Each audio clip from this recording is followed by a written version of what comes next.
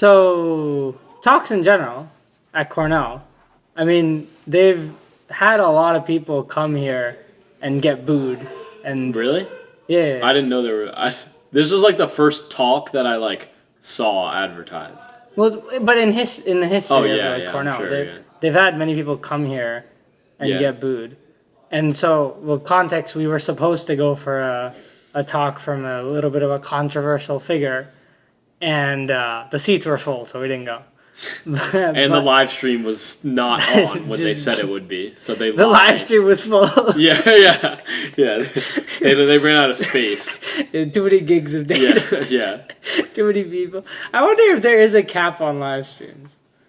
I don't think so. I doubt it. I mean, I doubt it would ever get there, even if there was. I think there has been times where like the amount of people has exceeded like the bandwidth. Yeah. But that doesn't. That's not a limit on people. That's they just misestimated how many people would come. Yeah. You know what I mean? Because I've seen some Mr. Beast live streams have gone like a plus million. At once, really? Well, Crazy. I know it's definitely hit more than 800K max. On YouTube. From what? This YouTuber I used to watch. Okay.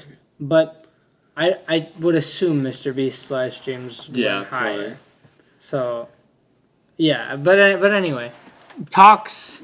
See, I was talking to someone about this idea of like controversial people, and this was related to like class discussions of free speech, and their perspective was like,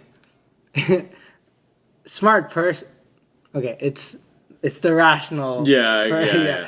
And so their perspective, which I thought was incredibly dumb, was that everyone that comes, they should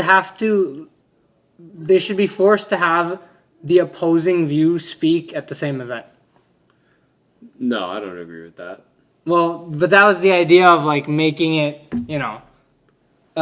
not just like an echo chamber and everyone gets exposed to more ideas.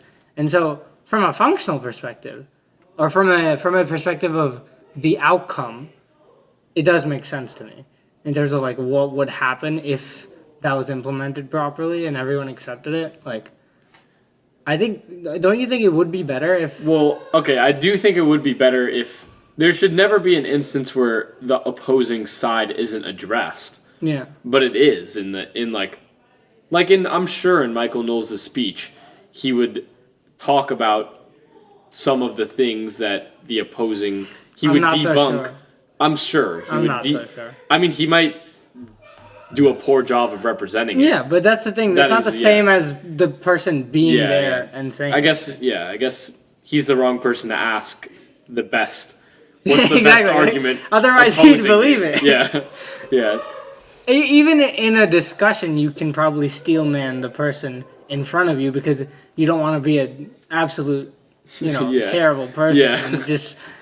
And if you strawman them in front of them, they're gonna be like, "Dude, no, why did you do that?" But also, they're gonna be like, "That's not actually what I think at all," and you're wrong. Yeah. So you want to do a good job of steelmanning their argument, but do you think from the perspective of like what the outcome would be if that was implemented, it's a good thing? Because I think the outcome would be good. Yeah. What do you think the problem is? Well, there's two problems. One is logistically. It's like, okay, well, every time someone wants to do a speak, they have to fucking get someone to agree to also come, and so I think it reduces like the freedom. Like, let's say that happens.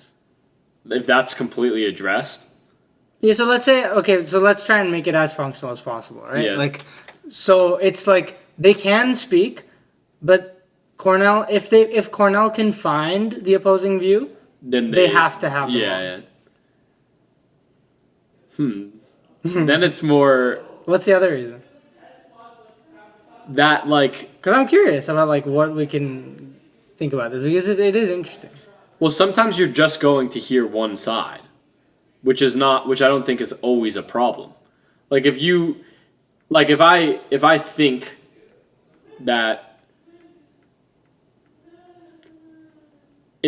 that vaccines are safe, but someone else is telling me it's dangerous, I want to hear what the person who thinks it's dangerous has to say and why they think it's dangerous. Yeah. So I would go, and I wouldn't necessarily, I already know or I'm not at that moment like wanting to hear like a dialogue between both sides. I want to hear what the guy who thinks it's dangerous has to say. Right. And I wouldn't be able to ever just hear that, even if that's that type of information that I wanted. Well, you would. Because it always has to be presented as like a 50-50 like thing. Sure, but because I think you can responsibly hear one side. Yes, but you and I both know that oftentimes people getting captured by one side is a very, very big thing, especially since people protest, speakers on campus. If both sides were represented, what are you going to protest? Like, when the gay rights activist is also there, and who's going to tell the hooligans, like, guys, I'm speaking like, also? Yeah, exactly. So that's one benefit. Yeah. And then you also have, see, I'm steel manning right now. Yeah. You also, and the person's not even here, so I guess that can happen. But I'm not addicted. Yeah. So. but also, you could, if you want to only have one view, you can go online. Like, you can find it online. Yeah, that's true. And I get the argument. I would look it up, but like, what if there was a specific guy I wanted to hear it from, and he was coming, and I'm like, oh, I want to hear what he thinks about it, and it's like, oh, nope, this is a like debate now where both sides are going to be presented. It's like I might literally think that whatever I might literally be liberal and not change my opinion by going to the Michael Knowles thing, and just want to hear fully for 1 hour straight what he thinks, what this side of it is, and you can never just see that side when you want to. But you could see it on. Okay, you could, yeah. But I get what you're saying. I see your I get what you're point, saying maybe, of, like, freedom. Yeah, but maybe on campus you could make the argument that like campuses should be the place for like anyone can consume one side of the argument at any time. Yeah. But on a campus where there should be a dialogue, that's the place where, when possible, it should always be prioritized. Yeah. I see that side of the argument. Yeah, and the other thing I was going to say was that, if you have... Actually, I forgot what I was going to say. What were we talking about before this? Echo chambers being in one side of the... Yeah, but if you have... See, if you have speakers... Shit, I forgot. God damn it. That's so annoying. No, you were talking about, like, if you're just liberal and you want to hear one perspective, right? Yeah, sometimes you just want to hear what the conservative I remember now. Thank God. Oh my God, that would have been so annoying. So her thing went even further. It was like, people... Again, this is just a discussion, so it's fine to make stupid points, but it was like, people shouldn't be allowed to leave halfway if they want to. like they hear the conservatives' idea presented and then they leave. But they shouldn't be allowed to. No one would do that. No one would practically do that. Wait, so she's saying they shouldn't be allowed to leave. Yeah, I don't think anyone would. No, really. But that's what... So I was going to say, if they wanted to do what you're saying, which is just hear one side, they can just come, listen to one side, and leave. Yeah, exactly. Yeah. But under her thing, they have to hear both sides no matter what. Because no human could be responsible enough to ever hear an opinion and not understand that it's one person's perspective. There is anything I hear is automatically a fact. But there is a big problem there. I think that is true. That a lot of people do that. Otherwise, there wouldn't be this problem of silencing people on campus. Because if you were okay with... Do you really think the majority of the population on campus is okay listening to both sides? I think most people would leave. Yeah. I would definitely listen to both sides. Yeah, but... Not to act like a... Yeah, but you know that people... I don't think most people would... But here's what I'm saying. The fact that people can leave halfway solves the other problem you were saying, which is if I just want to listen to one side and I feel like I'm responsible. Yeah, then you can get both. Yeah. But and it would be I agree because it encourages people to get both, and it's more difficult. But I feel like if people are there anyway, they probably wouldn't just leave, but they can, which is to loop this back into the concept of like nudging. It puts people in the right. It makes the option that's probably most socially desirable the easiest. Yeah. Yeah. So I do feel that. So now, why do you think it's a bad? No, now I don't. Tom Steelman did so much. Yeah. Okay, now I have to tackle this somehow because you just jumped You in. flipped me. No, but okay. I was gonna say. I think that makes sense. Okay, why do you not think that? No, but it's not like I fully thought. I just thought this through. Okay. I haven't Steelman this before. I think. Well, I was gonna add. I have like a notes. I don't have as many notes as you. I have a bunch, but I have one. I only have a couple where I like have specific things that I add to every once in a while. Like I have one of just quotes, one of just, and one of them is like ways to test people, and one of my tests is before you actually talk to the person, you just ask them what's the best argument in opposition to you. And if they're not willing to answer that question, then it's going to be a hard time talking to that person. But that's like most people. That won't answer that? Actually, okay, no, that's too cynical. I think a lot of people would be incapable, though. They would just assume, But I think it's an interesting question. Well, and the other thing I like to ask... we should film this. This is actually, I'd be curious just to see.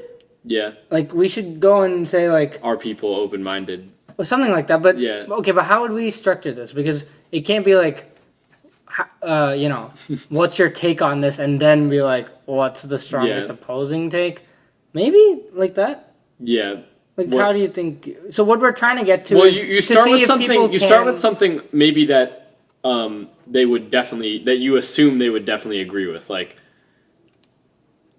I'm trying to think of something that isn't so obvious. Like, you can't be like, the Holocaust was bad. Do you agree? And then say what's the like I'm not gonna do that, but maybe like do you think like abortion? Yeah, or I was gonna say climate change because it's climate change. Because I think there is some arguments that definitely can be made. The strongest supporting, like you can foresee how that like how someone. But I was gonna also add that like, okay, you can say that people don't care about like hearing other sides of the opinion, but dude, those Jubilee videos, remember the one we talked about on that first podcast where it was like Muslims versus ex-Muslims? And they have so many like that. It's like LGBT versus straight, or like conservatives versus Republicans, or pro-lifers versus pro-choicers, all these debates, and it's just people talking. They do present both sides.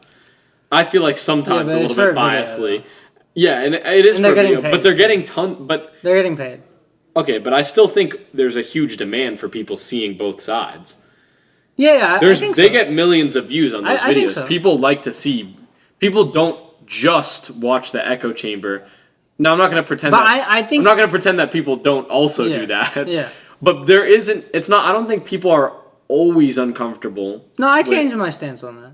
Okay. Very quickly, actually. Yeah. Because I realized, like, I don't think most people are uncomfortable. I think most people just don't care. Like, if they see it, I'm saying they will, but they don't actively seek it out. They don't look for it. Yes. Yeah, and that's why that would be another argument for why they need to do this on campus, is because people won't naturally seek out an opposing view, so you have to present it to them. Yeah, no, it's a strong argument that I've shaped out of a really, really bad idea, I think. Because I was like, okay, then why don't you form the Cornell Finding Opposing View Club? Yeah. And then every time... And then when you want to speak, invite me to tell you that this club should be shut down. Sounds good? No, but the point of the club obviously would be like, when a speaker comes, you go find the opposing speaker. Yeah. And, have them speak at the event. But, see, but also, like, how do you... that structure, do you think that works for a video? Because I think that's a really curious one. Yeah, like, I think we should just, if we did that, we could just title the video, Are People Open-Minded? Have like a 30-second explanation being like, we're testing to see if people are willing to present what they think is the strongest opposing view to their view. Because all the past... Because if they're not even willing to do that, and well, I have another test as well. It's like, is there anything that would change your mind on this? Like anything? Because the answer to that should always be yes. And sometimes people say no to that, and I'm like, if you go into a... Always be yes? Yeah, if you go into a talk with someone... Stories are important. No information could change your mind about that? I'm trying to think. I'm not that close-minded. But if someone says, I don't know, or I can't think of what information would change my mind about that, then that's fair. But if someone says... No, but I'm waiting for you to present something, but beyond that, I might say that. Because it's not just that I don't know. It's that I'm pretty sure it's a closed loop. Like, even if I lose value in stories, saying that they're important... Yeah. Well, maybe that applies better to political questions rather than... Yeah. Yeah, so... But at least politically, I think that test is very good.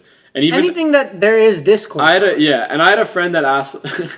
I was just testing it one time, and we were, of course, talking about the Holocaust. And I asked him, is there anything... Do you know about that... Just for fun, I was like, is there anything that would change your mind on this?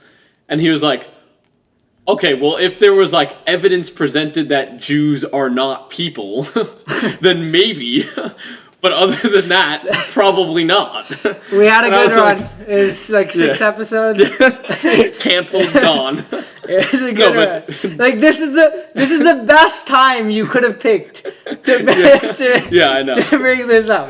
I know. Never a better time in the last 50 years. Yeah. You could have picked any other time, and it would have been better. Yeah. But anyway, I did think that was a good... I'm going to have to put in the title now, are Jews humans?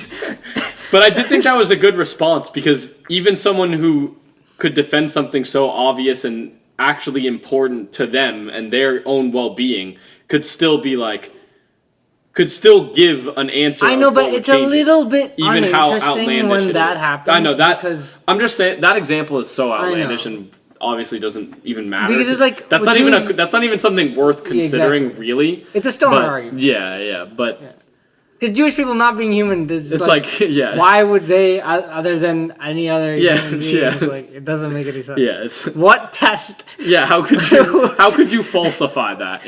But still, I was impressed by the fact that wasn't just immediately thrown off the table. So. If someone could do it on that big of a scale, I know that person is someone who could do it on a way smaller scale, like asking them, could anything change your mind about climate change? I don't like that scale. Like, I think you can say, for for utility's sake, that I can't change my mind that the Holocaust was bad. Like, I don't think I can. Like, I don't think anything would ever change my mind on that. Yeah. Like, even if, just for the argument, this is interesting, just for the argument that there's enough propaganda, and I'm not saying propaganda in the bad way, enough propaganda that I would never change my mind on that. Really? It's so baked in. For 18 years, like, I've been told the same thing that also makes sense, and it's not just from one perspective, it's every perspective. Other than Nazis. Yeah. I mean, I think for me, there's a way. It's just so unbelievably, improbably impossible that that can't happen. If my whole worldview, if every single person in the entire world was lying, and it turned out that all people of a particular race were actually, parasite-sucking animals, it's like, okay, maybe I could change my opinion. But that's what I'm saying. It's like, too improbable that's not even worth really considering. But I'm so sure that that's you're as sure as the sun rising tomorrow? Well, yeah, pretty much. Yeah. Because, I mean, everything I believe would have to be questioned. False. Yeah. A lot of it. Yeah. And so functionally speaking, and basically everyone I've ever known would have to be complicit in the lie. Yeah. With Except intent. if you knew a Nazi. Yeah. Who was telling the truth. Yeah. Like, Yeah. What, No, yeah. So what was this guy on? Yeah, so I just don't think it's worth giving the time to consider with what's there now, but it is interesting. But it's a good question. Like, should you ever close your mind up? Should you ever be closed to any ideas? I think it's what you say. It's useful to close your mind to some. Yeah. So you shouldn't be 100% open-minded. I guess not about everything. I don't close my mind to those ideas. I just don't think that it's worth pondering unless someone has a stronger case to begin with. Yeah. It's like, if I was like, what's your evidence? And they tell me nothing. I'm like, okay, well, I shouldn't even... Like, that happens in court. Like, if you try to sue someone, there's like a preliminary thing where you have to go to the judge and explain why you are going to sue this person. Yeah. And if that's not enough, the judge is like, no, we're not going to trial over this. No, but... So for me, it's like that. It's like, okay, fine, I'm open to any problem, but if you can't even give me the beginning persuading argument for me to consider this, I'm not giving it the time. We've gone from a tangent to a tangent to a tangent. Yeah. But I want to keep going here because I have something interesting to say. Yeah, so, okay. Let me try and give you an argument for why that might not work. Okay. Consider the fact that, let's say, to convince you that, this. Can we pick a different example? That the sun won't rise tomorrow. Yes, please. This is much... Well, actually, but no. It'd be easier to convince me of that. Really? Because that would take one scientific fact. Like, some evidence that, shows, it's gonna not rise tomorrow. But here's why this is so relevant and important. It's like, I think it would have to unravel step by step everything you believe and everyone you trust. And it would take so long and damage you so much that, functionally speaking, even if that were true somehow, it's not worth opening your mind. Because it would hurt you? No, because then it's like, what can you trust? You can't trust anything. Well, what if that was the truth? You're saying you just rather it's better to never find out? Well, I don't see any way it could be. Like, there's things that I believe that I could see how they could be false. Yeah. That's where the question of, what do you think could be proven? Like, if they proved that... I was going to say something, but never mind. Because that betrays something else. If they said that, if they came out with a study you could see how the sun might not rise tomorrow. Or that I was going to go with a more functional thing, which is like immigration to other countries causes severe physiological damage to people. In the country. No, that come across as they go to a new nation. Yeah. It causes severe physiological damage. That would change my views on immigration. Yeah. So I could functionally see how that would happen. Yeah. That could happen. Yeah. But the other thing, I just see no way that happening. Like, it's so baked in and it's so just set in stone that, functionally speaking, I don't think it could ever be questioned. I mean, I don't want to close. I'm not willing to close myself off to that. I don't think that doesn't convince me. I'm still in my judge position. Fair enough. It's not. I'm willing. You're saying it's not very, very, very. Basically, it's 0.01%. Yeah. There's no chance. Again, every single thing I ever knew would have to be wrong for me to change my mind on that. Which could happen, but it won't. Yeah. So I'm not gonna take anything seriously. Would you sacrifice all that for the truth? That's an interesting question we've come to. Well, I'm not gonna take it. First, I'm not gonna take it seriously until there's better evidence to at least consider. Yeah, but let's say it would have to blow apart everything you believe. This is basically a red pill, blue pill. Yeah. Question. I want to take the red pill. At that point, Well, I think destroyed. Well, you'd have to build from the ground up. And you'd be very alone. But I think I would have to, too. Yeah. I just am okay saying that that's just not... just too unlikely. Yeah. It's not going to happen. Yeah. Because what I know can be, in some ways, whatever I believe testing means, be tested. Yeah. Like, I can see it enough. I can see that people underneath are all just human beings. Yeah. So, as far as I'm concerned.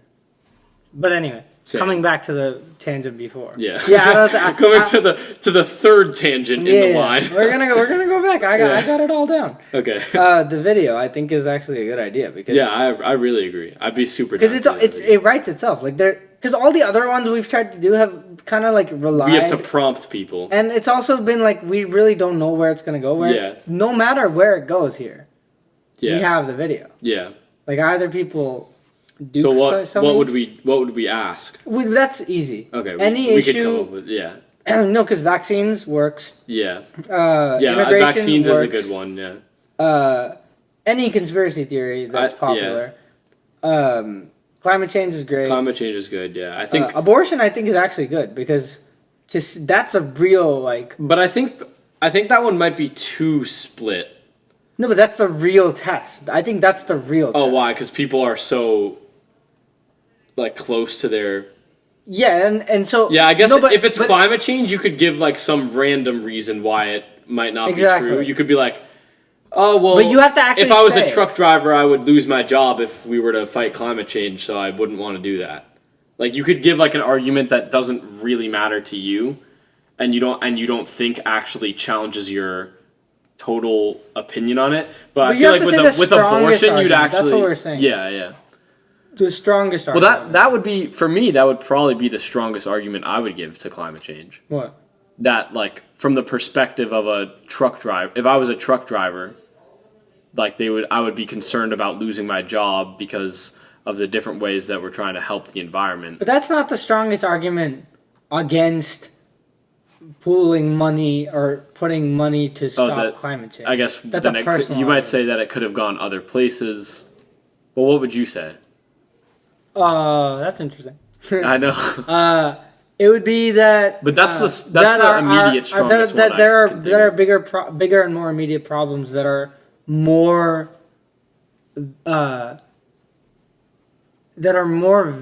Like you can validate more. Like there's still a lot of conflict even within the scientific community about. Just how bad climate change is. Yeah, exactly. And how the projections go in the future. And there are clear economic problems where we could be focusing our human resources on. That's, I think, the strongest argument against spending... Yeah. Or fighting climate change. Should I rebut that, or should I just... No, I just think it's I'd say if you think there's a stronger argument against it, you should do that. I think because this is against mine. Yeah. Well, maybe to me a stronger argument would be that. Maybe the strongest argument would be that there's. It's not real. Well, no, is that. But this isn't necessarily opposing. But it would be that we shouldn't take the method which a lot of people are suggesting of trying to switch to renewables and cutting our energy use, and instead explore methods of like. Making a vacuum that sucks CO2 out of the atmosphere, like preventative measures instead of focusing it on renewables. But I don't know if that really counts as opposing because it depends on the question. Yeah. We didn't specify the question. But because that still accepts that climate change is real and that humans are causing it and that we need to do something about it. So I think you can correct me if I'm wrong, but the most interesting question would be do you think we should be spending do you think climate change should we try to reduce priority? Oh, okay. I was going to say, should we try to reduce CO2 emissions? Here's why I think the more interesting question is, should climate change be the number one priority in the world in terms of problems that we're like obviously phrase it differently, but should climate change be the number one problem? Do you think people would say yes to that? I think a lot of people would on instinct, which is why it'd be interesting because you don't want to say no to that question. But maybe we could phrase it differently. Because I don't think I would say yes to that. I know, but you don't have a reaction to the word climate change. Yeah. I think a lot of people do, but I might be wrong. Yeah. And which is what I want to see with the video. Yeah. But we don't even need to say, number one, do you think climate change is one of the biggest problems we face today? Yeah. That's hard to come up with an opposing view to, for me. Yeah. Well, we can work out exact phrasing, because what I wanna get to is like reasons why we wouldn't. Should we focus most of our energy on climate change today? Yeah, that's like most of our resources. Yeah, on fighting climate change. Yeah, or stopping or whatever. Yeah. And it'd be interesting to see what people say. But the abortion one's the best. How would you ask that one? Do you think abortion should be legal? Yeah. Just are you pro-choice or pro-life? Yeah, and whatever they say, just say, what's the strongest opposing? Yeah, exactly. That's so... dude, that would catch some... the clip. So off guard, dude. The clips. Bro, I wouldn't be surprised. No, we gotta do cuts. We gotta do cuts. It's like, what's the strongest opposing view? Beep. This cuts off. Like, wait, what would that signify? No, like, because they'll probably like sigh or something, and then it just cuts off right on the side. Oh yeah, okay, got you. It's like, that's the trailer. That's the thing at the start. Yeah. This could be good because we can get clips off this. Because that's so easy. Because they think that they're gonna be like asked about. Yeah. Oh my, that would be so. Bro, because how has no one done that at like an abortion rally? Because this, you know what this also reminds me of, the concept of the guy selling flags for both countries. It's like you could go to both protests and. Okay, so this picture, I have this series called Unethical Ways to Make Money, and one of them was about this, or I saw one initially, like a couple months ago, about this guy saying what you should do is just, since people have such strong identities with their... ideology. Yeah, with their ideology, what you should do is like go to a LGBTQ rally and start selling like LGBTQ flags, all that merch and stuff. And then after, when there's an anti-LGBTQ rally, sell anti-LGBTQ merch, and now you're profiting off of both sides. It's just like instead of just one. Fueling the war engine. Because the funniest unethical part of that is that as the capitalist, you don't give a shit about the ideologies. You just care about making money, so you can make profit off of both of them. I resent the implication that that's a capitalism thing, but... Okay, fine. Agreed. No, I'm not. Whatever, I'm not Anyway, I also saw a video of this guy with both... he was in Times Square selling flags, and on one side of his body he had Israel flags, and on the other side he had Palestinian flags. And he was selling both at the same time. But what I think is funny about how this relates is that you can do that with this question. Because all these other, I don't know if you've seen any of these other videos, but it'll normally either be, I've seen both sides of this. So one guy named Jordan Klepper, who's like a leftist, who goes to Trump rallies and asks Trumpies, catches them in self-contradictions, basically. And then I've also seen the opposite with Trumpies. Yeah. I've also seen the opposite, though, where people, right-wing people go to pro-choice protests and try to catch them in contradictions. But I've never seen anyone unbiasedly willing to go to both and ask them and catch both people in contradictions, basically. Yeah. And that's... Well, I don't know if we're gonna catch a lot of conservatives here, but we can try. Fair. But my point is this concept though could apply to going to both rallies. The event would have been such a good place. Yeah, going to outside. Try. Yeah, exactly. What do you mean going outside? Outside when exactly. Just asking people, Just if we wanted to definitely get both sides. There's got to be some concern. There definitely is. Yeah. Yeah, there definitely is. I was looking on Michael Knowles' Twitter to try to find the live stream, which I couldn't even find. But I saw this guy repost him who was Ithaca pastor or something, and he was just Christian, conservative, his bio. You could tell this dude was ready to like do any conservative. He's like so excited for this conservative meeting. I'm like, bruh. Or you could just say you're for Michael Knowles. Yeah. Bro, this is what I don't understand. Like, why is it so group team based? Yeah, exactly. I don't know. Whose team are you? Why are you not on just your team first? Yeah. Then I don't even know why it's acceptable when someone asks like, "Are you liberal or Democrat or like Democrat or Republican?" I don't even know why it's acceptable to answer anything except for which issue. We can get into that. I can put some arguments against that. Because I don't think if anyone ever asked me that. Like starting in like I've heard you say that. Starting in like 2021, I don't think I've ever answered a side probably. Which issue? I only answer which issue is only my answer every time. I think it's a good thing. I have the same thing. You also say which issue? I don't say anything. No one really asks me. Okay. But like I have the same thing as you in terms of idea of what I am. It's like, well, I'm temperamentally a liberal, but yeah, I have like views that would be considered conservative, so it's like it really depends on the issue. Yeah. And the time really.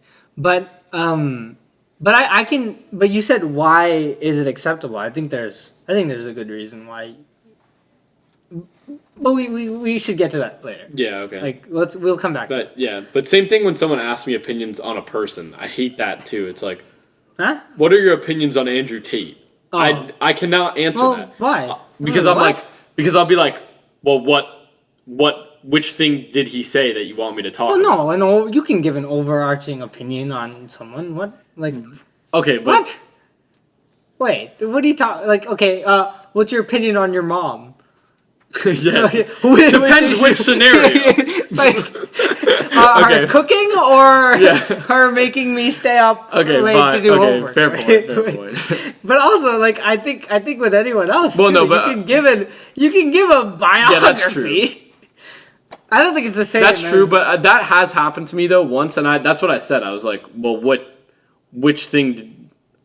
thing did he say that I don't think it's wrong to ask. But in that case, I guess it's because he's just so controversial that for me at least, there's some things that I will agree with him on so obviously, and then other things that I will disagree with him on so obviously. So it's like you realize that's your. I guess that is my overarching opinion, but that's why I have to say.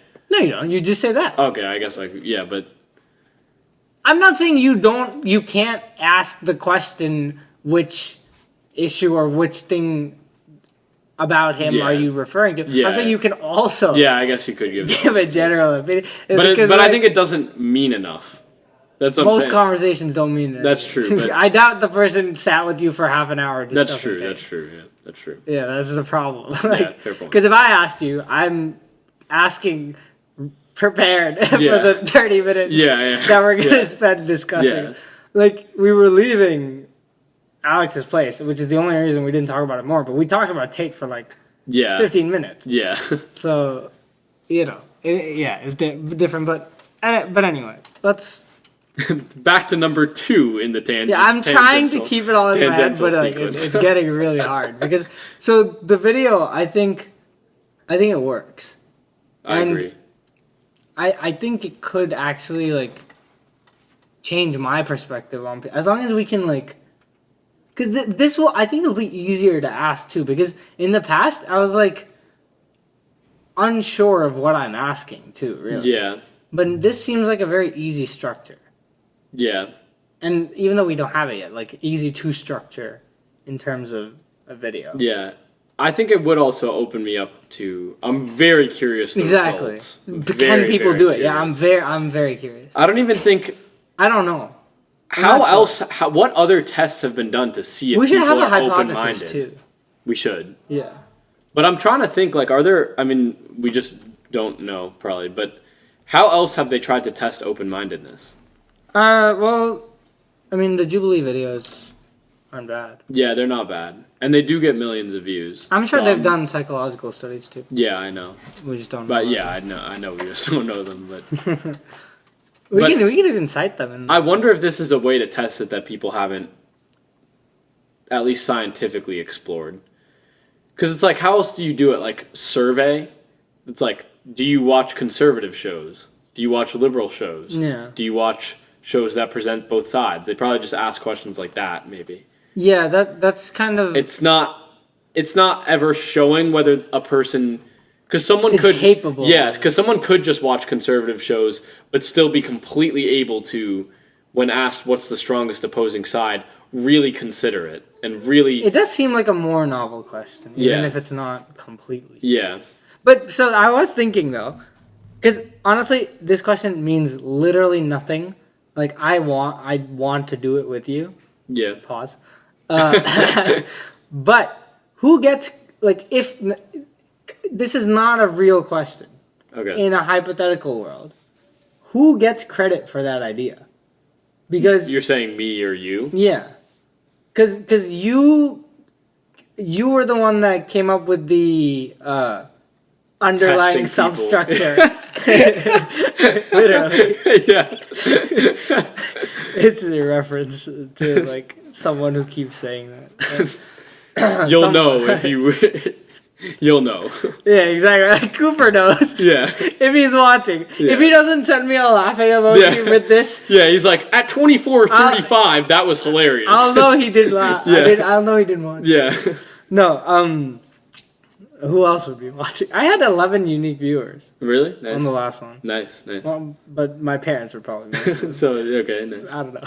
Anyway, yeah, because you came up with the or how did it start? You kind of said, like... It was over the summers when I came up with it, because I was getting annoyed with people who just weren't open-minded. And I was like, how can I test before if I talk to this person if they're actually open-minded? Right, so you told me about the test that a personal test that you have. Yeah. And I instantly developed was like... it into a video holy idea. shit, that make... Because I instantly was like, I want to see...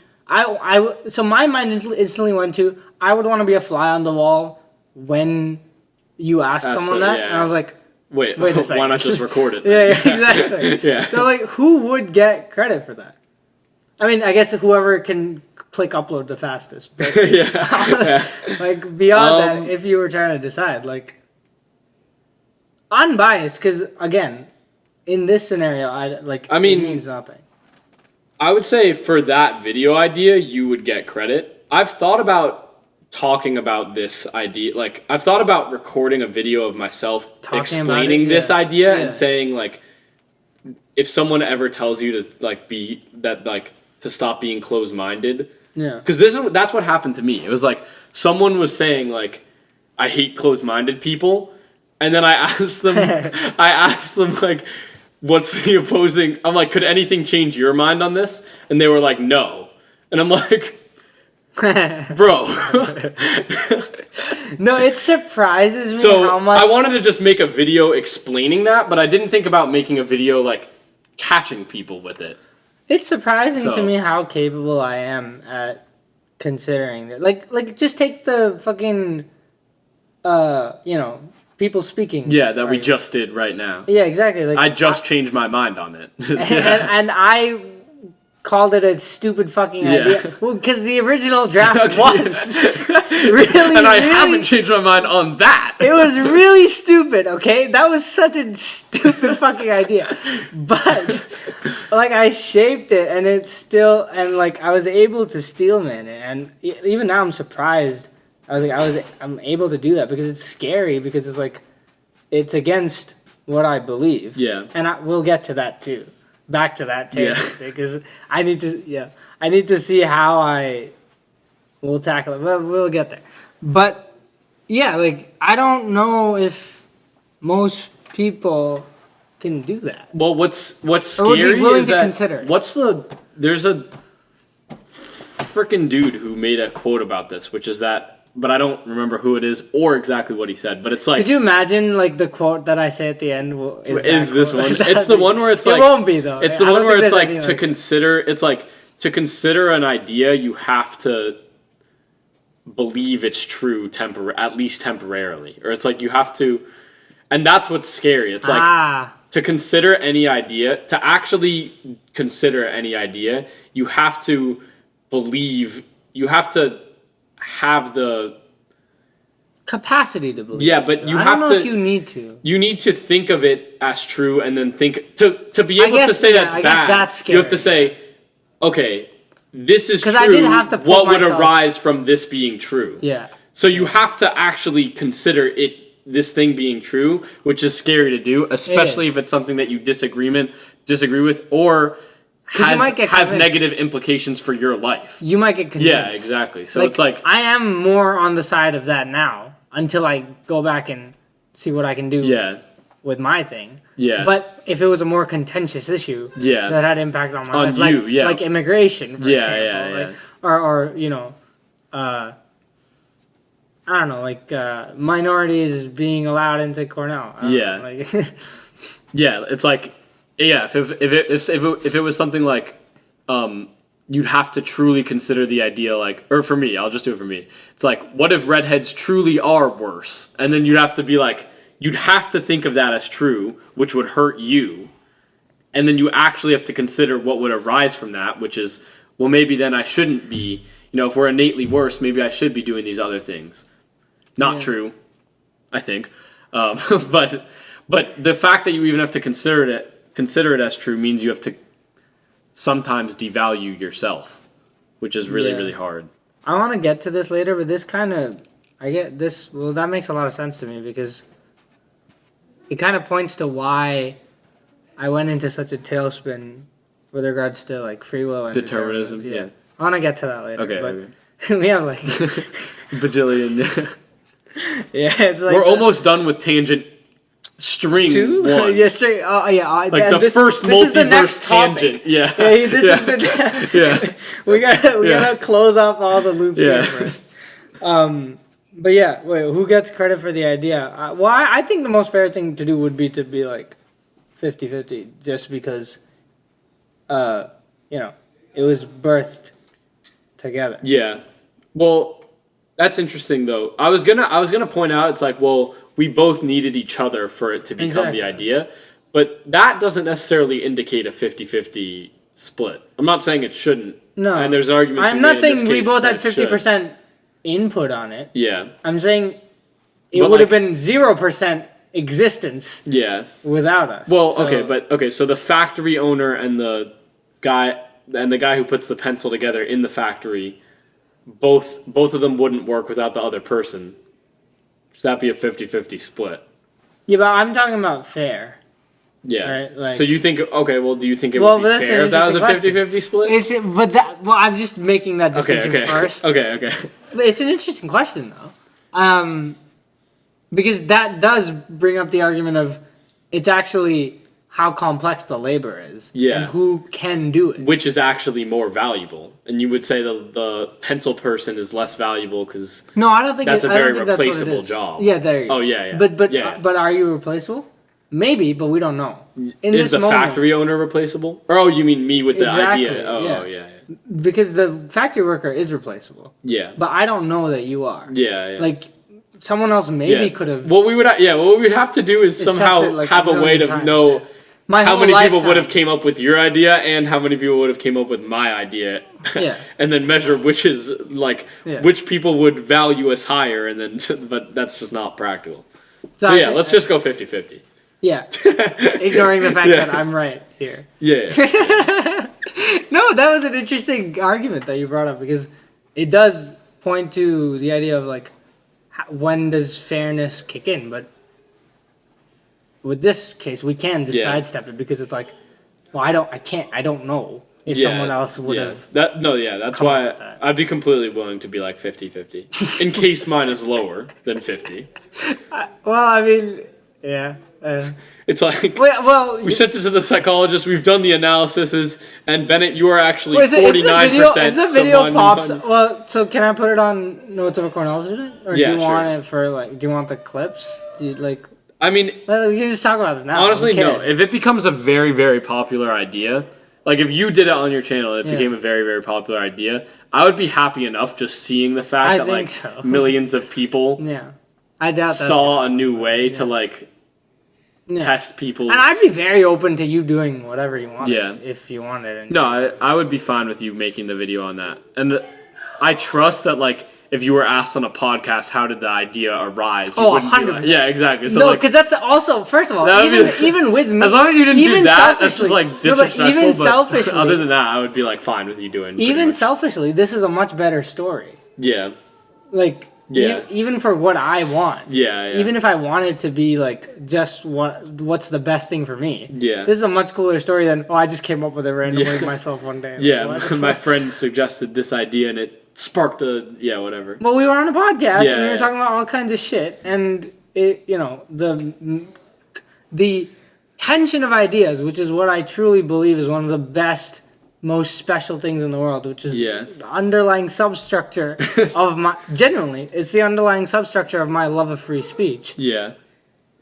For most people, it's like freedom and, the, what would you call it, like, the first line of defense against, tyranny and ideas relating to freedom. But for me, it's what creates the most tension of ideas.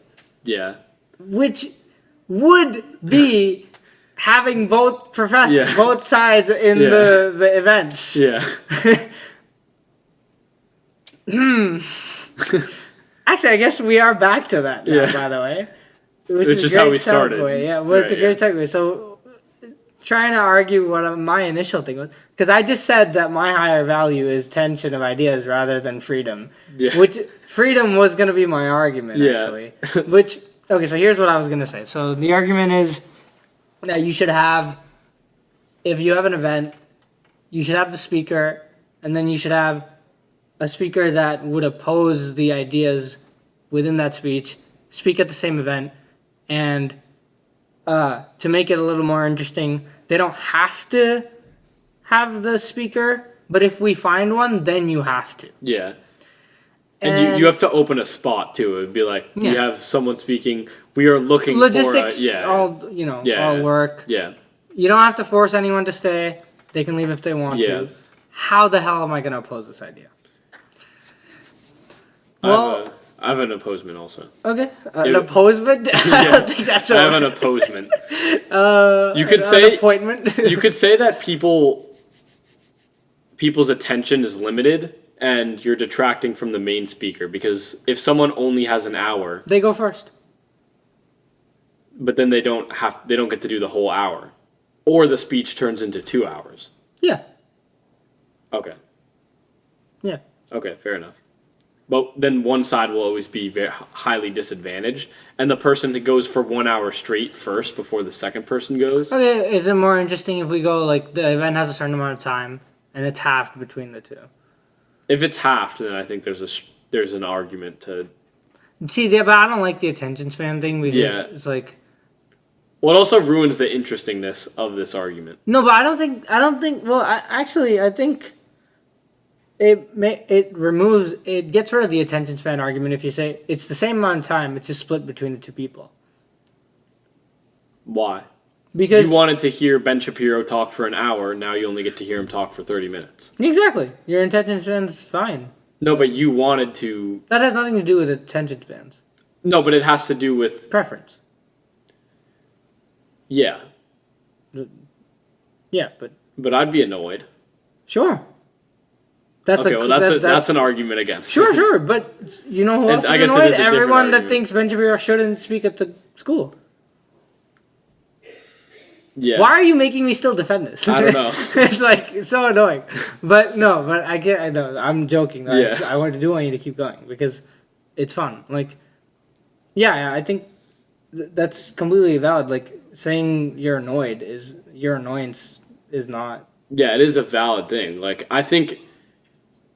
Because, again, people get annoyed when Ben Shapiro comes to speak to places. If I only get to see... Yeah, but see, the reason I don't like that is because they could not go. But they're not annoyed that... But I can't watch for an extra 30 minutes if his time is decreased. Yeah. But they could always watch for less time. Yeah, but... So the fact that his 30 minutes got taken out, especially when there's only, a couple speakers that you would probably actually want to go see a year. Like, after the year and a half that I've been here so far, there's been one event that I, knew about and actually was kind of looking forward to attending. And then it's like, oh, and it's now cut short because of a new policy. Yeah, but someone not liking the policy is not really a reason why it should not. Well, you're taking out the time of... You're taking out time from people of letting them do what they want, letting them see what they want to see. I'm trying to see if I can argue this point before I say, okay, they were going to speak for whatever amount of time, the other person just speaks for the same amount of time. Like, that's what I'm going to go to after this, but I'm trying to see if, like, I can... That one is more interesting to me. We can stay on this. Just a little bit. Yeah. Because, again, I think when people get annoyed that someone like Ben Shapiro is coming, I mean, if they believe that his ideas are harmful, it's completely valid for them to be annoyed at that. And so but just because you don't like what's happening, it's still better for everyone involved in society at large. That is the argument that both sides are presented.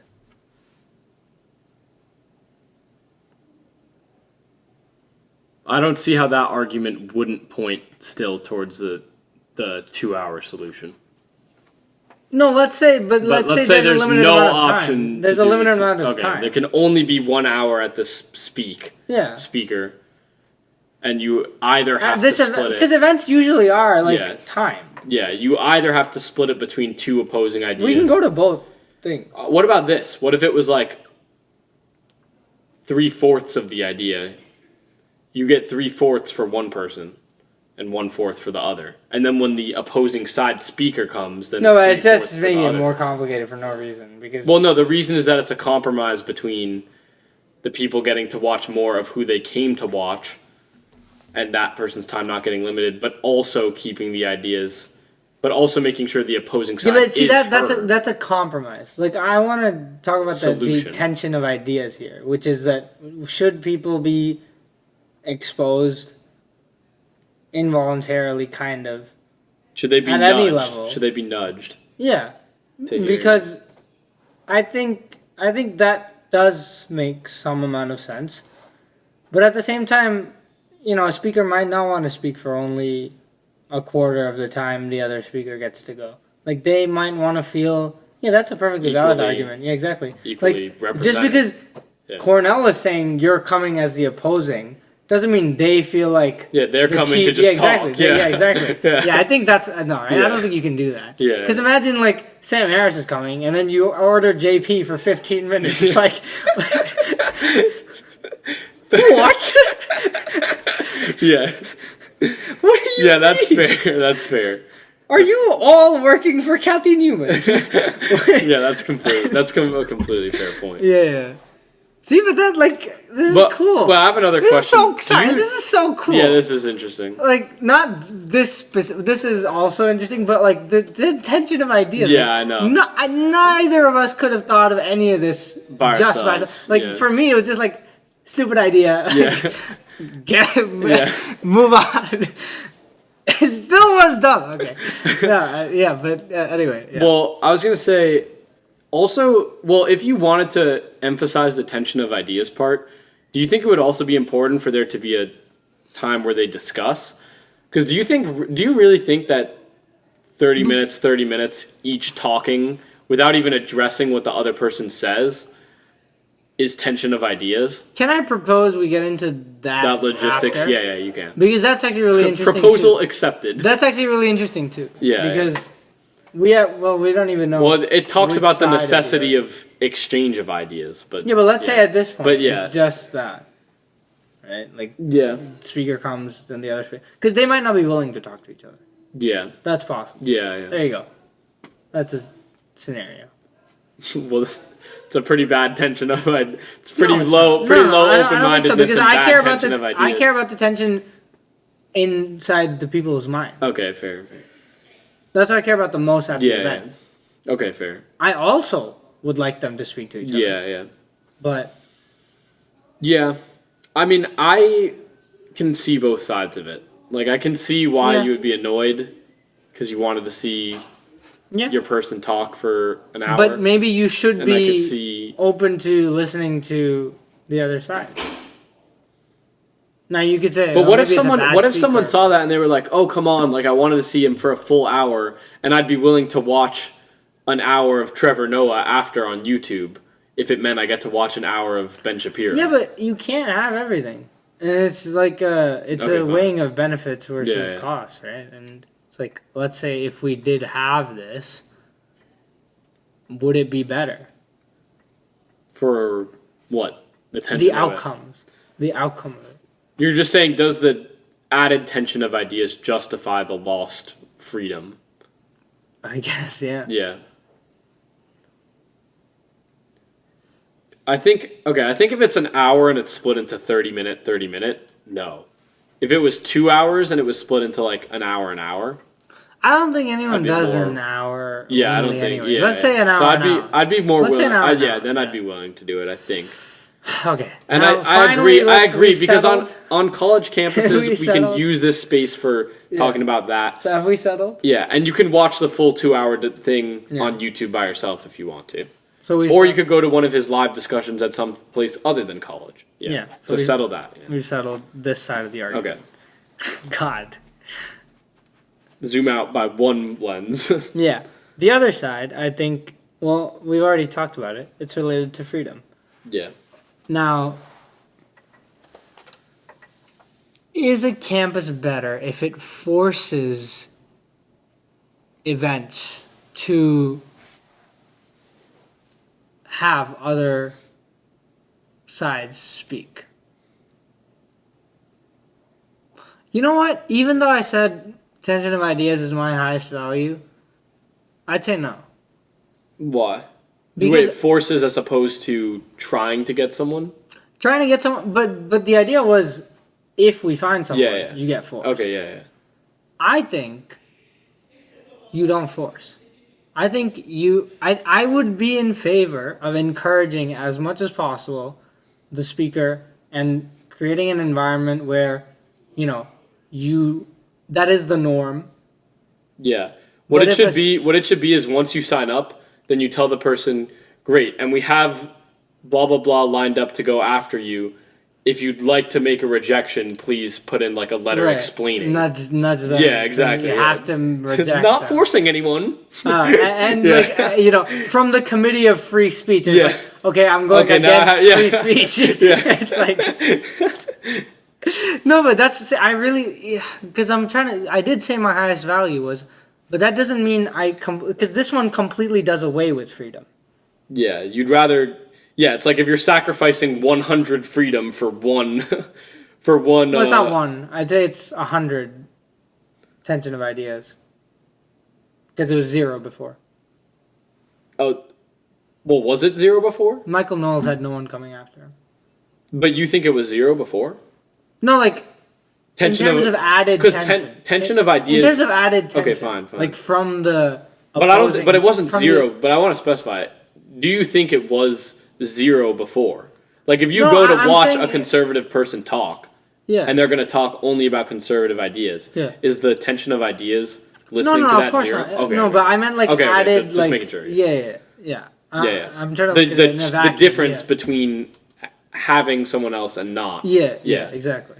And so what I would rather have is you have so my hope and hypothesis would be most of the people would be open to having an opposing view. And so you have 70, 60 tension of ideas and you have 100% freedom. Yeah. I think that's a better combination. Because I'd say freedom is right below there. And I think enforced... See, I think when it would be enforced, it would be less and we can get into now the structure that we would want to have it in.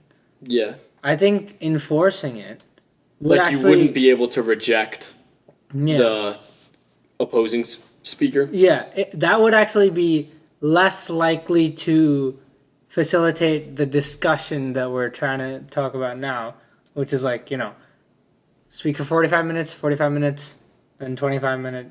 Does that math check out? No. right? I don't care. 30 minutes. 30 minutes discussion. Yeah. After. Like, they'd be more open if they had a choice. Yeah. Rather than being forced. I agree. I think it's like, if you didn't give that choice, then people would, like, be less likely. There would be less tension of ideas, even though there's more people speaking. Because they wouldn't speak. They would speak because they have to and be less honest, I think. Yeah, exactly. Yeah, because you know what this reminds me of? It reminded me of your counter argument to like the street light thing when we were talking with Alex's mom and her friend at dinner. Mm-hmm. Basically, there was like a street light, and she got captured. So San Francisco. Yeah, she got captured taking a wrong turn, and there was no actual law enforcement involved. It was just a camera. And the camera just, like, sent her a picture of her making the wrong turn and just fined her automatically. Yeah. So automated enforcement, and she didn't really have a say. And we were talking about whether that's okay or not. And, you know, you might just be like, well, that's okay because she did the wrong thing. And one of your points was that if all of society was like that, like everything was surveillanced, but it never tracked anything other than things that were illegal. Why is it wrong other than the fact that it seems tyrannical? And the answer is it removes the chance for a human to show integrity. Right. Exactly. And it's like if you don't let someone, which is so fascinating because it's like, well, why do we care? But it's like, I care. Yeah. I care that the person gets to make a choice of what they want to do when they know no one's watching. So I feel like if you don't let the person not say no, then you cannot have these discussions in good faith anyways. And that would not be as beautiful of an idea if we did not have free will. Yeah. No, exactly. Exactly. No, clip that. That was a good... I was proud of that. No, thank you for remembering. I wanted to say, we gotta remember this point. So remember where we're at right now, please. Because I will forget. But I wanted to say this earlier, and I forgot to, so I'll just do it here. You were on Cooper's podcast, and you talked about, like, me and my stance on complimenting people.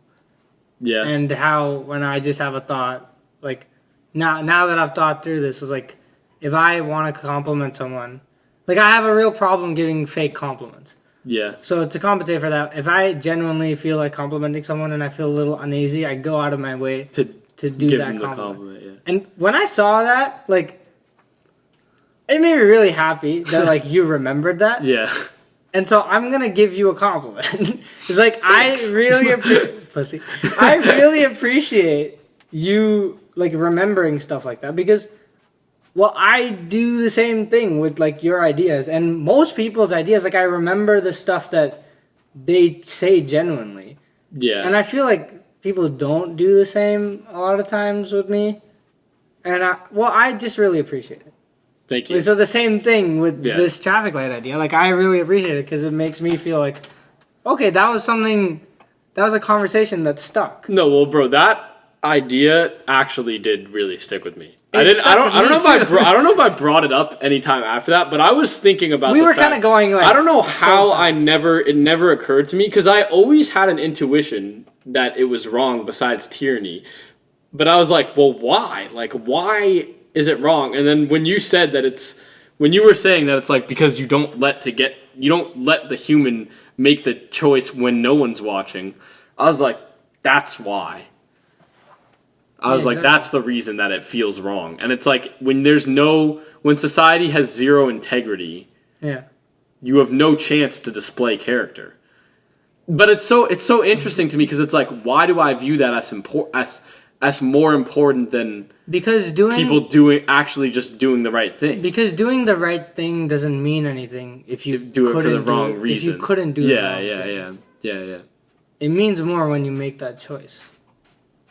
And I care more about people making people making the choice out of thinking it's right than people doing it for something selfish and because they're scared. Out of fiat. Instead of, this is the right thing to do. But it's so interesting how I'd be willing to accept more crime for that to be allowed. Yeah, well, it's an element of fate that eventually... Well, not only that, but it would be an element of fate that humanity will, in the final analysis, choose right. Yeah. And I think there's something deep about letting humanity choose. Yeah, I agree.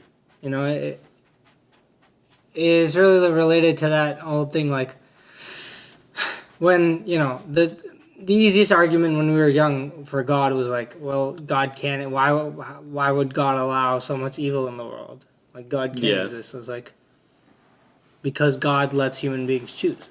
Yeah. That's why there's evil in the world. And when I heard that argument, I was like, well, guess I can't wrap it up. Disprove God. Shit. God damn it. No, but it's funny because when we were having that conversation, I kind of developed that idea then, but I must have had it before too. But because the question came into me like, well, I kind of went backwards from like,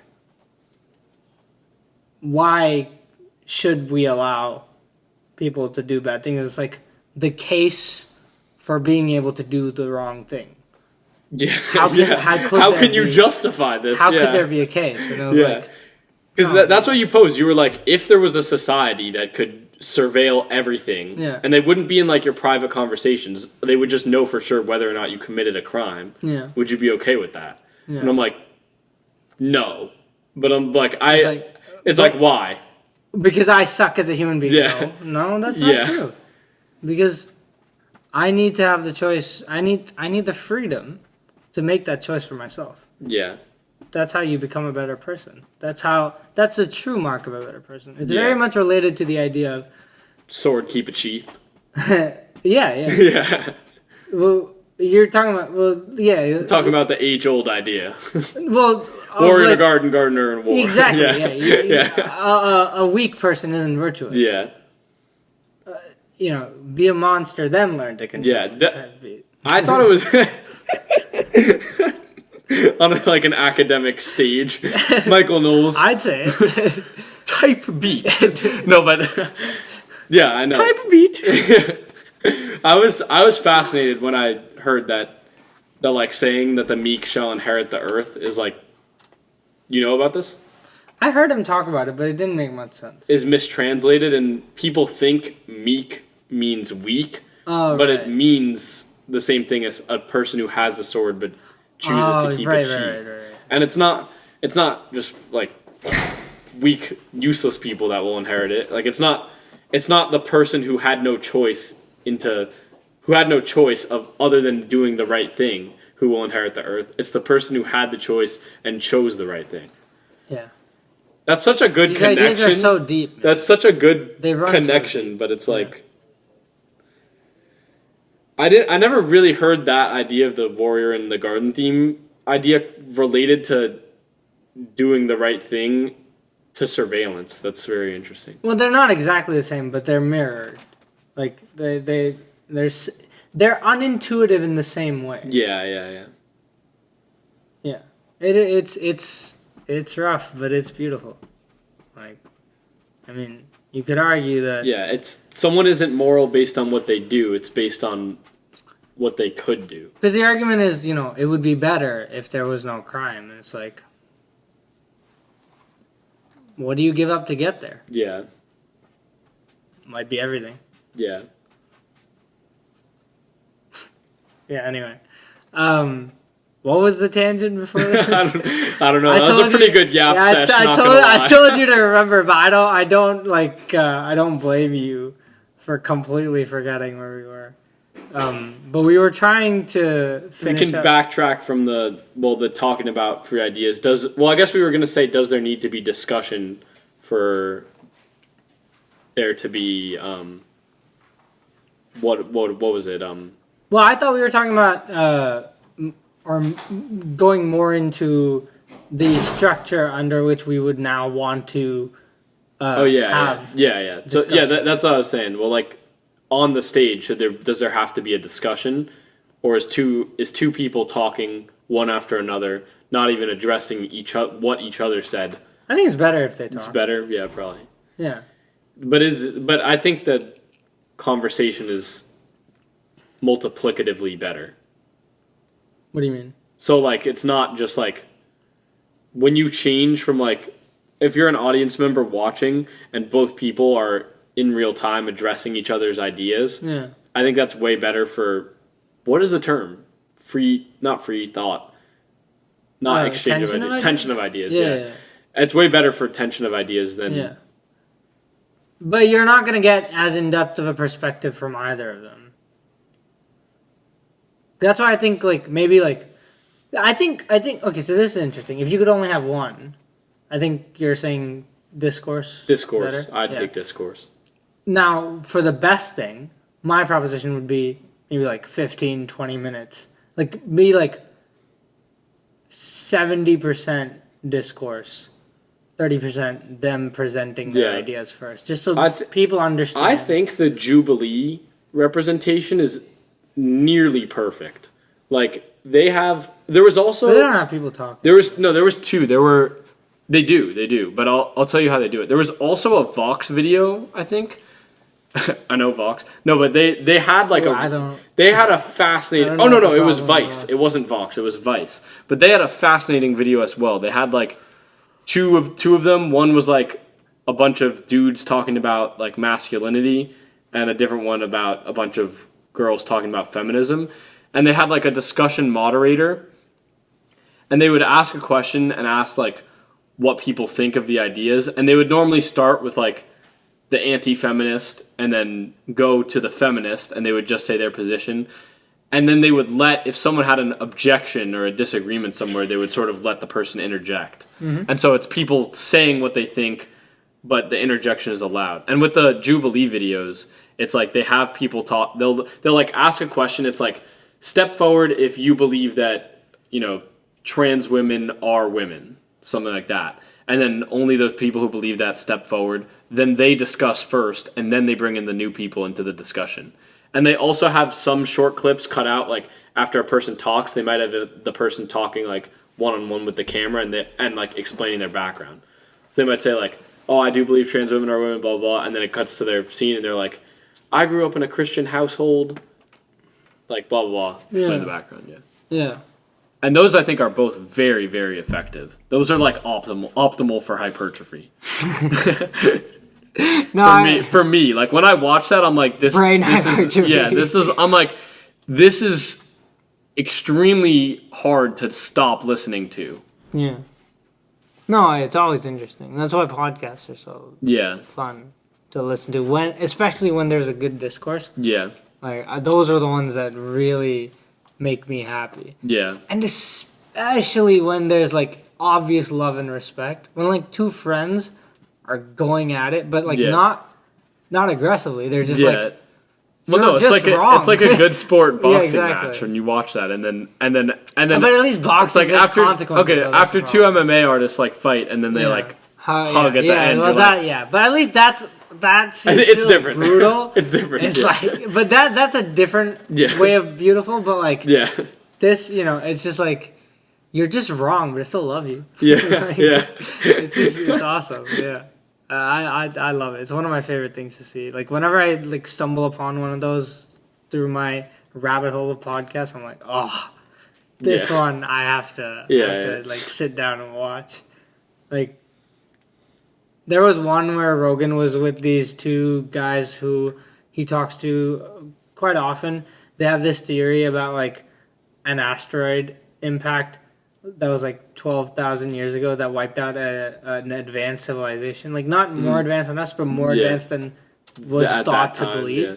And more evidence is coming out, and more scientists are like researching this theory. And a long time ago, it was just him and like a few other people, and so like it's growing and growing. Yeah. And scientists want to bury this thing. Like archaeologists hate these people. Yeah. Like he had a Netflix special recently because it's become such a big thing, and people are calling it like the most dangerous show on Netflix. Like, what? Just an idea. You could oppose it yourself, but anyway. So he had them on, and a self-proclaimed professional skeptic. His job is to be a skeptic. No, and he runs. Bro is Descartes. He runs Skeptic Magazine. Really? It's a real thing, like a fully fledged organization, that's funny. and it has scientists that work for them who are just like. That's awesome. And so he had them talk to him. No, it's like he has scientists who work for him but are thinking about quitting. All right, that's an advanced joke. Yeah, everyone clicked off. Yeah.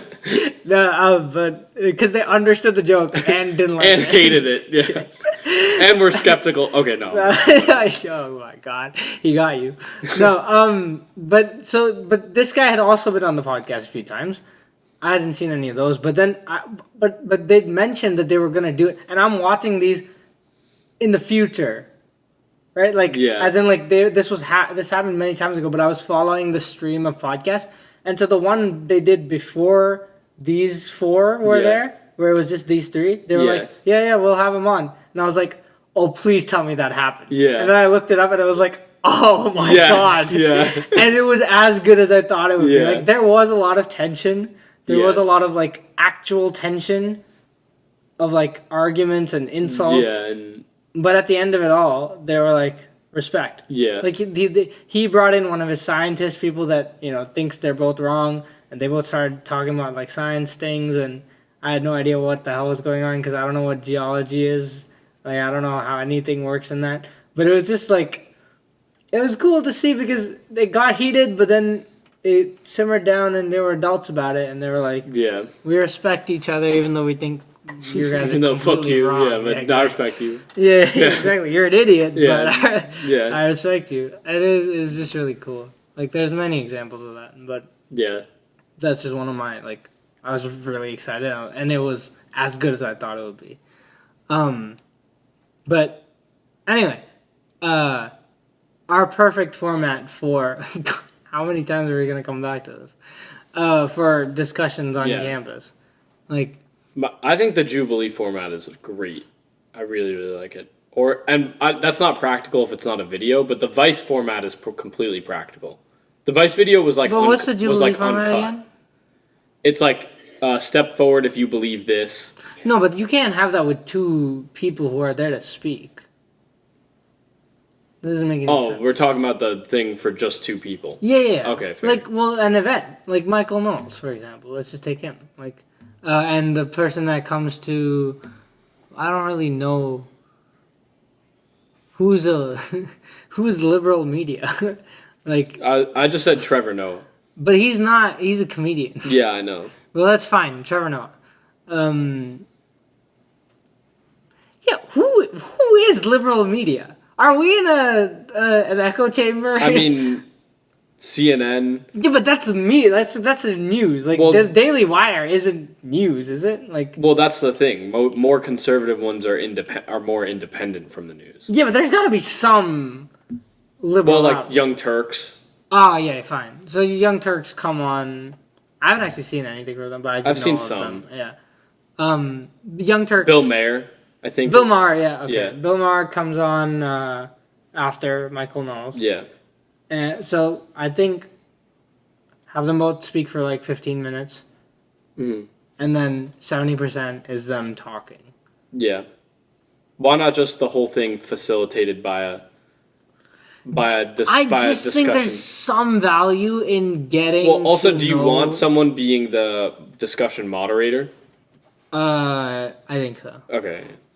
But I think they should have as little involvement as possible. Like, they should be expressly told, you are not supposed to speak until you like feel like you have to. Yeah. And have like, or if you feel like something isn't being addressed, or the. But I think they should just figure that out themselves. Like, if it really goes past, if they're really talking past each other, because again, I think like tension of ideas needs space. Like, you can't rein it in. Yeah. With someone else. Well, I think in the Sam Harrison Jordan Peterson one, wasn't Brett Weinstein? I know. He was moderating it, right? Yeah, or was I know. he just another speaker? He was a moderator. Yeah, and I think he did a good job. That's what I'm saying, and he did interject sometimes. He would be like, "No, wait, Jordan, answer that question first." Yeah, you know what I mean. I think that's a fair thing to do. Yeah. I guess I'm just more in favor of but this is more of a preference thing. Okay, yeah. I think because I don't think you can. Because I think saying that adds more tension because it forces the person to not let's say, sidestep the question. I get that, but the other person could just do that too. Faith. But the other person could just say that too, that you're sidestepping the question. Yeah, but I'm just saying I can see how both could be better. Yeah, I think it's just a preference. Okay, yeah, I prefer that one because I like when there's I think there should be a moderator. This might be a good argument against it though, is that the person's can't possibly be indifferent or exactly. or unbiased at all. But I think that's why I think they should have as little involvement. Yeah, but I do think it's better if there is someone who is a moderator who tells the person that no, address what he said or something like that. Because if that comes from the other guy, then it's it's combative sometimes. Yeah, and it becomes personal, and especially on a stage debate, it's hard to I think the moderator should be there, but just not. I think he should be as only minimal involved when he truly believes it'll. Yeah. Help. If you have Brett Weinstein as moderator, fine, let him speak as the third speaker. Right? Yeah. Even Sam Harris, I think, at one point was like, why is this guy? What's he doing up here? Yeah. Why is he moderating? Because he said something like his capacity. I mean, they hate each other now, but anyway, or not hate each other, but they have a lot of contempt. Beef. The IDW fell apart so fast. But anyway, I think so. Yeah, I think that. So it's weird. I kind of flinged you around on the boats. Yeah, I know. Do I have any original thoughts? Yeah. No, but I think I went on the journey with you, honestly. I think I. Well, was your opinion different when you started? Yeah, because I thought this was not worth just stupid, exploring. Altogether stupid. Yeah. But I think I did have an idea of where I would get to, which is where I am now. Yeah. I just didn't know how. No, but obviously. Okay. Yeah. But also, once I did the Steel Man, I was like, ooh, that kind of makes a lot of sense. Yeah. And goes for my highest value. Yeah. Which I kind of found out while talking. Yeah. So I was kind of like, ooh, this might be a tricky one. But I'm glad we were able to figure that out. So, yeah, I think we figured out, we got to send this to, someone at Cornell, because they gotta change up how they do their events, man. Yeah. No, clip it up. I mean, all the tangents. It's impossible to get that, though. What do you mean? You think this is logistically impossible? No. I think it's politically impossible. No. Politically unlikely. When you go to the people who are the administration who is part of planning it, I think it's going to be very hard. I think Ben Shapiro would be willing to speak. I think Ben Shapiro would. Even if he went to U of Wisconsin. Yeah. He's around. No, I think he would be willing to do that. I don't know if the Cornell organizers would be willing to, every time there's someone supposed to speak, try to find one? Yeah. Well, I think maybe they would be willing to do it, but only at bigger ones like this.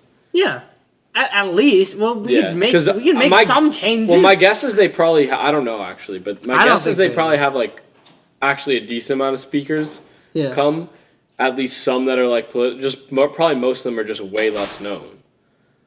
And so it's all right, if they had to hassle and put out a form to find everyone for everything, and it's But I don't think anyone's even trying right now. Yeah, I think right now the idea is you have an event for the speaker, yeah. Speaker, yeah, exactly. Why not just you have events? Well, how about this? Yeah, but that would be the same thing. Why is it that if someone comes, you would say that you have to have a speaker? Well, that was just the idea. Why not just there are guaranteed 5 events a year where both sides are presented. Yeah, well, that would be just a different idea. This was a way to engage in that discourse. Oh, okay. But, I mean, that could be an idea. It just doesn't happen. Yeah. And the reason why and maybe it also and maybe people just wouldn't. Nice yeah, I guess you can make people can't or they can. It's hard to avoid. Yeah, you have to actually say no every time. Yeah. And so if Cornell actually cares. It's easy to say. It's easy to not go to an event that's started as a thing, but it's harder to say no to a Michael Knowles speech and that has an opposing request. Yeah. And I feel like if people came, and then it could be a good nudge, and I think it would be a good address to the people who protest the speeches. That's my biggest thing. It's like because it's like fine. One of my biggest. Yeah, it's like if you want to be mad that the speech is happening. Yeah. And you want your voice to be heard. Well, it is. Yeah. So, that's why I think it'll be better for Discourse. Yeah. I think someone at Cornell might care. I think there's a chance that they haven't thought of this. Yeah. Because it took us 2 hours. Yeah. So, I mean, you forgot unless we're they're dumb. A lot smarter than us, maybe. It's possible. Or we're a lot dumber than them. It's the same thing. No, but you're not emphasizing the fact. You're not emphasizing our stupidness in the first one. Right. So it's not the same thing. I wish I could say it's like the fact that people listen to us is proof that. Yeah, but they're not. But that's actually interesting because I've thought of that. If you can say something like that as the same thing, like if you say these two ideas are equally as bad, that's not the same thing as saying these two ideas are equally as good, even if it is the same thing. I don't get it. So if I'm like carrots and pickles are equally as bad. Yeah. Versus saying carrots and pickles are equally as good. They're the same thing. Yeah, but saying the thing implies a completely different thing. They're both bad or they're both good. Yeah, but in theory, you could say... It's an implication. Yeah. You'd only do... It would just they're be both so bad, but I'm going to say they're both good to manipulate. Yeah, like if you wanted to sell them, but you hated carrots and pickles, you'd be like, they're both equally good. Yeah, or you're trying to start shit. Like, you know, wait, you said you liked them. No, I just said they were equally good. Yeah, exactly. They're both terrible. Yeah. Still. I just bought 20 pounds of each. Well, yeah. But it was interesting. Should have studied grammar, boy. Yeah. Well, I was talking to my dad about that because it was like, I said something like that in a scenario, and he was like I said something like, oh, they're equally... It was a word that I felt like didn't have a reverse. But I'm trying to think of one, but like... Because I can't be like, well, they were equally helpful, because you could just say they were equally unhelpful. But like, it was a word like... It might have been like they were equally deceptive, but it was hard for me at the time to come up with the reverse. Which two? What is equally deceptive? It doesn't matter. Oh, okay. Like, I was trying to be like... What I wanted to say was like they were equally honest or true, but I didn't mean that. I meant like they were like kind of true. So instead I said like they were equally deceptive. And he was like, my dad was like, they're not deceptive. And I'm like, I know, but I didn't know how to say like I have no idea what you're talking about. Oh, okay. Like, what two things? It doesn't matter. But how does that not matter? The point is I was trying to represent those two things as equally whatever the opposite of deceptive would be. Oh, okay. But I didn't know how to say it. I think it would help to say what two things. I don't even remember. Okay. I don't even think I used deceptive. Okay, then I have no idea how to input anything because it's like. Well, I didn't even make the point. Is why the point is that my dad was like, "Well, why did you say deceptive when they're not deceptive?" And I'm like, "No, I know, but I just didn't know how to say it." So we were talking about. Like bias on it related to like bias on like asking questions and like how can you ask the question in a completely non-biased way, like what are these two things are equally have equal taste or something. Yeah.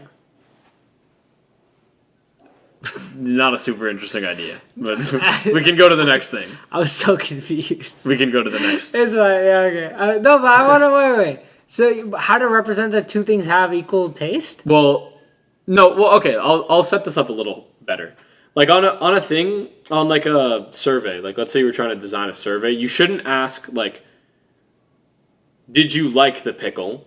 And you shouldn't ask, did you dislike the pickle? You should ask, on a scale of 1 to 5, with how 1 being strongly agree and 1 being strongly disagree. Or 1 being pickle tasted great, 0, yeah. But I think if it was more than 3 either, or less than 3 either way, people would not be nudged as much by, did you not like a pickle or did you like a pickle? Because people who like pickles will just say they like pickles, and people who don't like pickles... I thought that we did look at that actually in our marketing class. It was wrong? Though. There is a significant difference. Not like is huge. Is it more than 0.1? Yeah. Okay. Interesting. It was, I forgot what it was asking, but it was, they were saying how that's the problem with asking leading questions. I guess pickles is more, pickles is more of a reaction. It wasn't pickles. No, I know, but I'm saying you knew that, but pickles was more of a reactionary thing where you would instantly have a reaction. Yeah, there was also like double-barreled questions. Anything you have to think about nudging will probably work. Yeah. More. Yeah, exactly. Because it makes sense. If you say, why do you like this? Yeah. The reason, or it's like, do you like pickles? Your mind instantly goes, or something more, do you like transparent glass? Yeah.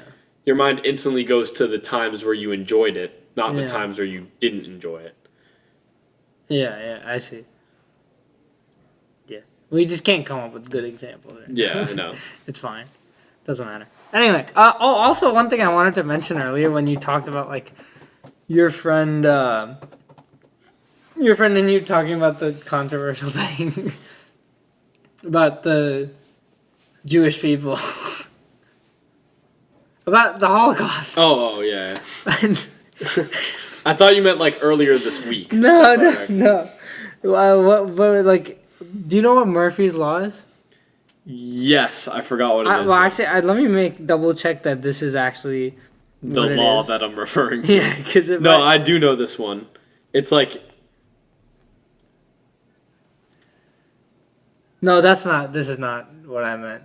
Which law are you talking about? So there's a law that states that the longer an internet discussion goes on... I know, I knew the one you were talking about. So the longer an internet discussion goes on, the higher the chance that Hitler will be mentioned goes. Yeah.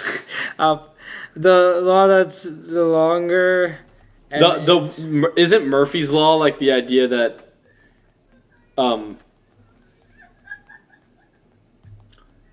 anything that could go wrong will go wrong. Yeah. That's it. Godwin's law. Who is Godwin and why? No, but there's another one that was also kind of like that, and it was like someone Cunningham's law. No, it was Cunningham's law, I think. And he was like, the best way to get the correct answer is to not ask the question, but say the wrong answer. Like on the internet. What do you mean? So instead of being like, what was the fastest marathon ran? Like instead of asking that on like Reddit, instead say like, the fastest marathon run was 4 hours. Because you're more likely to get someone to correct you than someone to genuinely answer your question. Is that that seems unintuitive. It's a random law made by a random guy. I know. Probably as a joke. So I was just thinking like that might not be true. But I think more people would just buy into it. People just are. Yeah. Exactly, and you can't. But you have to say it's so obviously you can't wrong, control for the people that see it and then go off into their day, and then by the 10th person, the person that comes and corrects it, already spread. Lie has already spread across the globe. Well, I guess the point is like, I don't care. Yeah, I got my intro. Yeah, bro, my abs hurt so much from the running today. I don't know how that happens. Like. Alex was telling me that like running actually does stuff for your core.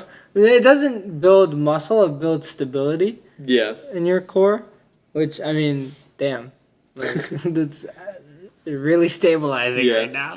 Because laughing really hurts. Really? Yeah. I hit abs today and I'm fine.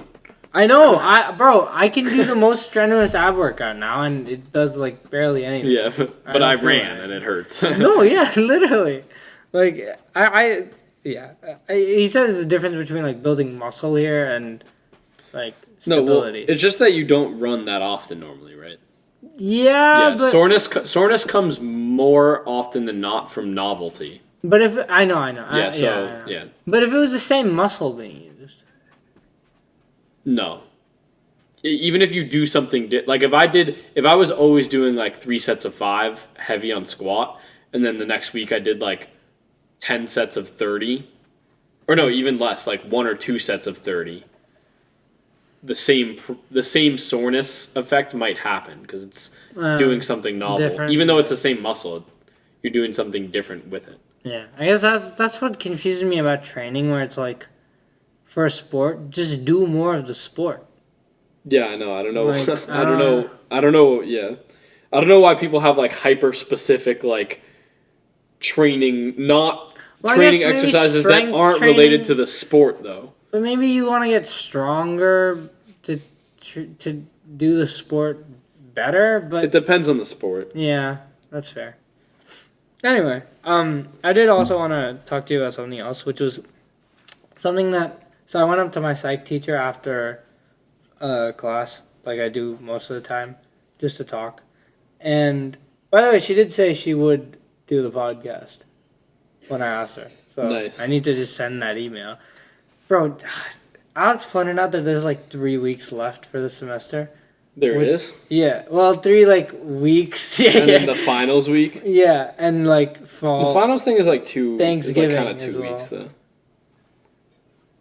Okay, a month. Okay. Left. Which is like... That feels more. Yeah, that feels 3 weeks. a Yeah, lot it does. Yeah, than 3 weeks. Yeah, it does.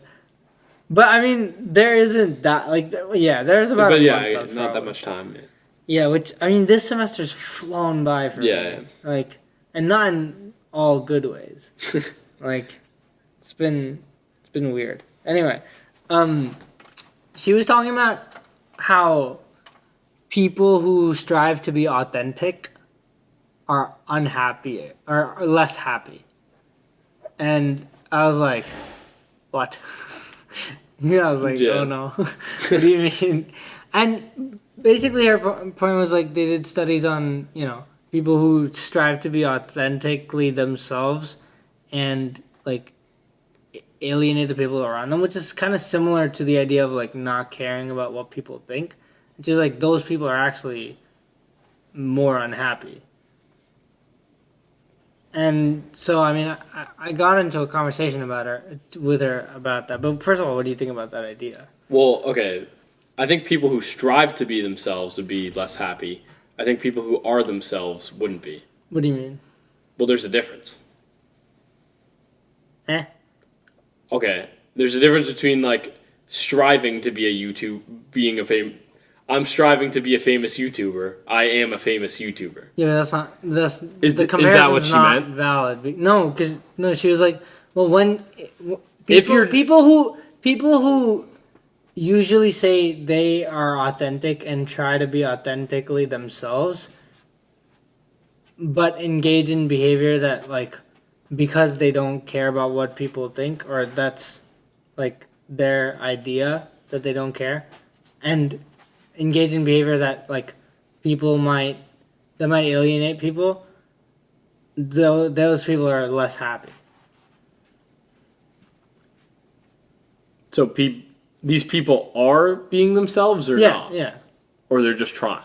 No, they're being themselves, and because of that, it's hard to know what being yourself means first. Yeah, I know.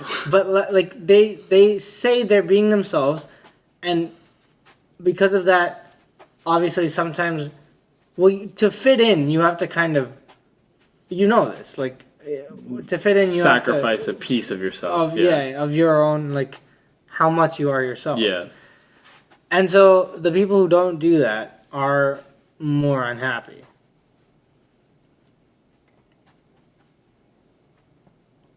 Is that, like, confirmed? Like, yeah. There's studies on it. What would be the best argument against that?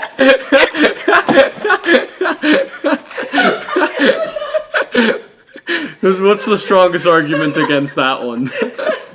There's got to be a good one, right? That's exactly. As soon as I heard her say that, I was like, "Let's discuss this, please." No, because that's funny because you're using it in a defensive way that time instead of. That's not trying to test the person's closed-mindedness. That's me being scared that I'm the wrong one. Yeah, no, exactly. No, but see, the underlying substructure of this, what I think. I want to talk to her about this more just to make sure because we didn't have a lot of time. Because you were talking about, like, for example, whistleblowers, right? They're like... What's that? Snowden. What? Snowden? I don't know what that... Really? I didn't even know that was a word. The guy, Snowden, who, like, released all the information about how much we were being tracked, or you guys were being tracked in America by the government. The name doesn't ring a bell. That's so interesting. You don't know about any of this. No. Wow, okay, so... Someone thinks you're an idiot. Yeah. I don't. I'm embarrassed. No, I don't because it's fine. Like, whistleblower is someone who basically, like, outs an organization.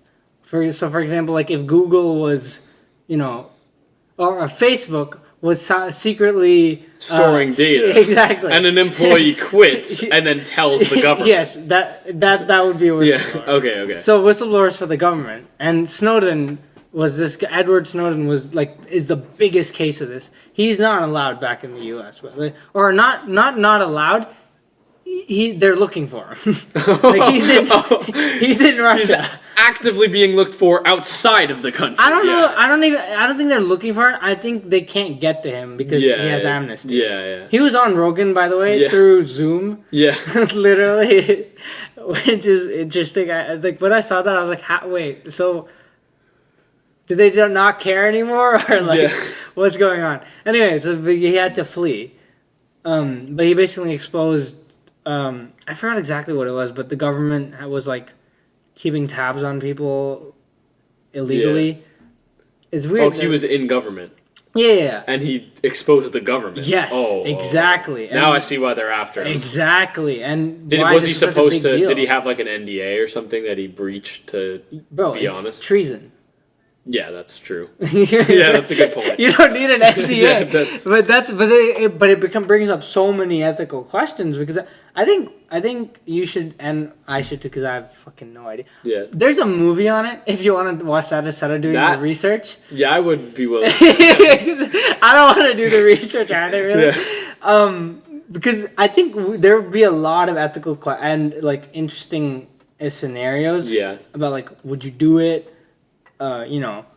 Is it the right thing to do? Because, like, a lot of people were mad at him for some reason. Like, for betraying Well, I don't even know. It's but that's not. But I know, but we don't know enough. You're just going off of what I'm telling you, and I barely remember. Yeah, okay. But it was like a big deal. Yeah. But basically, she was talking about how they did the right thing. They were themselves, but they're extremely unhappy. And I was like, okay, I see I get the point. The idea is, if you're authentically yourself and everybody ostracizes you for that, you're going to be unhappy, even if you're yourself.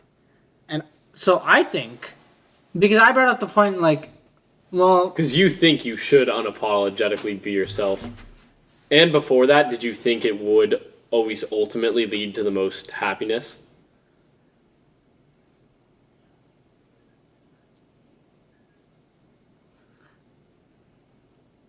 I think if everyone was unapologetically themselves, it would... Yeah. Well, first of all, I think they're two different things, which is what I'm getting to, which is what I think her point is, which is...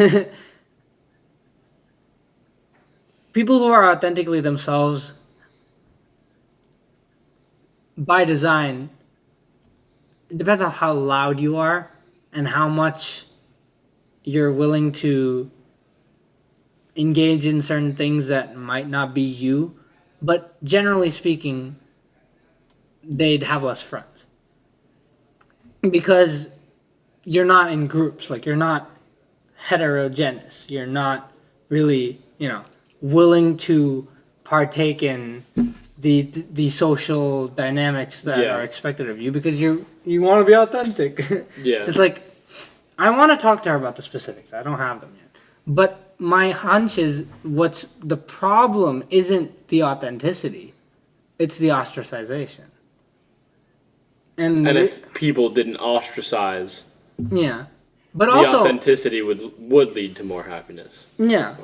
Because I brought up the point, like, conservatives here probably feel that a lot. But if they went to so it's not them. It's not the person being themselves. Yeah. It's the fact that they don't feel welcome. Yeah. And so the authenticity is just a trigger for ostracization. Yeah. I don't think that's really the problem. I don't see any way it could be. But I see it being an easy gateway to that. Yeah. Because, I agree. oftentimes trying to be yourself leads to people going, what? What is that guy doing? I'm not going to exactly. associate myself with that person yet. Yeah, or even you just feeling like, if you want to do something that feels... Because I want to ask her about all this stuff, because I want to know what she says. Like, the guy that's... Because I was talking about... I tried to bring up Goggins without bringing up Goggins. I was like... if there was a man who was very motivated... Yeah, but like, who goes around just, running, and she was like, well, that's not the same, because an ultramarathon runner is like looked up to and valued, and so so it is about just how people react to it. You're right, but how much that has an impact was actually new information to me, or not new, but like, it is really important to have people. If you want to be happy, look, you can make the argument that there are some things more important than being happy, which is the whistleblower thing as well. That's what I would argue. But you want to be happy. I'll take it. Yeah. You'd if I could get it, happy. I'll take it. Well, I think it also helps other things, so you would want to be happy. And so having people in your life that accept you is really important. And I hadn't considered it from that angle before. Right? Like, it's like, I'm really fortunate to have even some people that fully understand how weird I am and accept all those quirks. Yeah. Because it's actually, there's studies on this, it actually really affects you. And affects how happy you can be. And,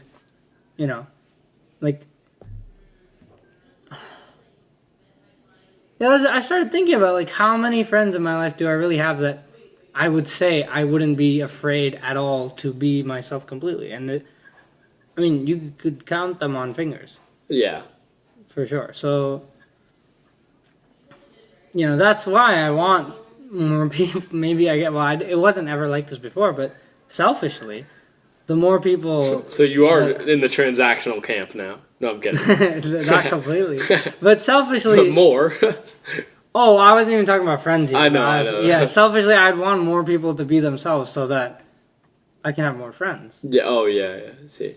Because when everyone's heterogeneous in a group, it's easy for everyone to think this is the norm and this is normal. And you can't be yourself and have friends then.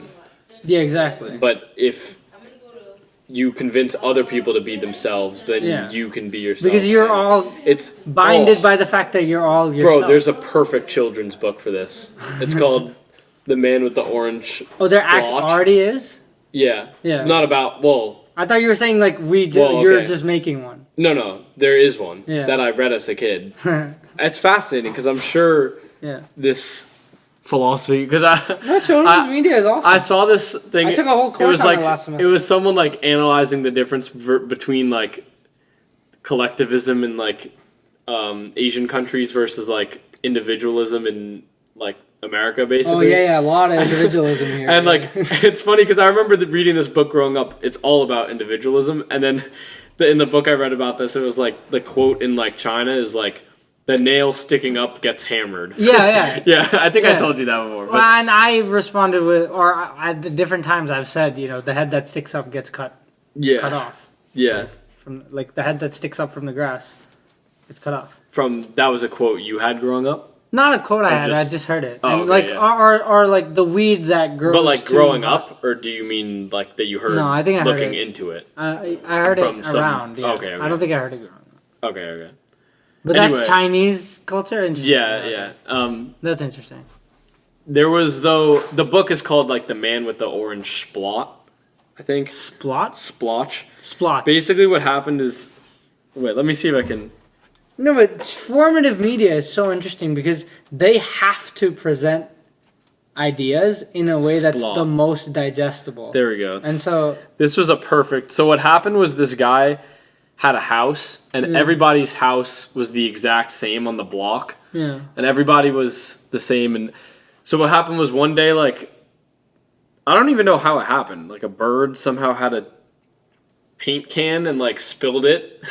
Like was flying over, and then it spilled on his house, and his house had a big orange splot, and all of his neighbors were telling him to like fix it and like put it back, and what he did was he just made his house more extravagant. Yeah. Like every day he would come back with a new thing. Yeah, he would be like a blue splotch, and then it would just get crazy. Like then he brought like a tiger and like a cactus plant and just like started decking his house out with all this random shit.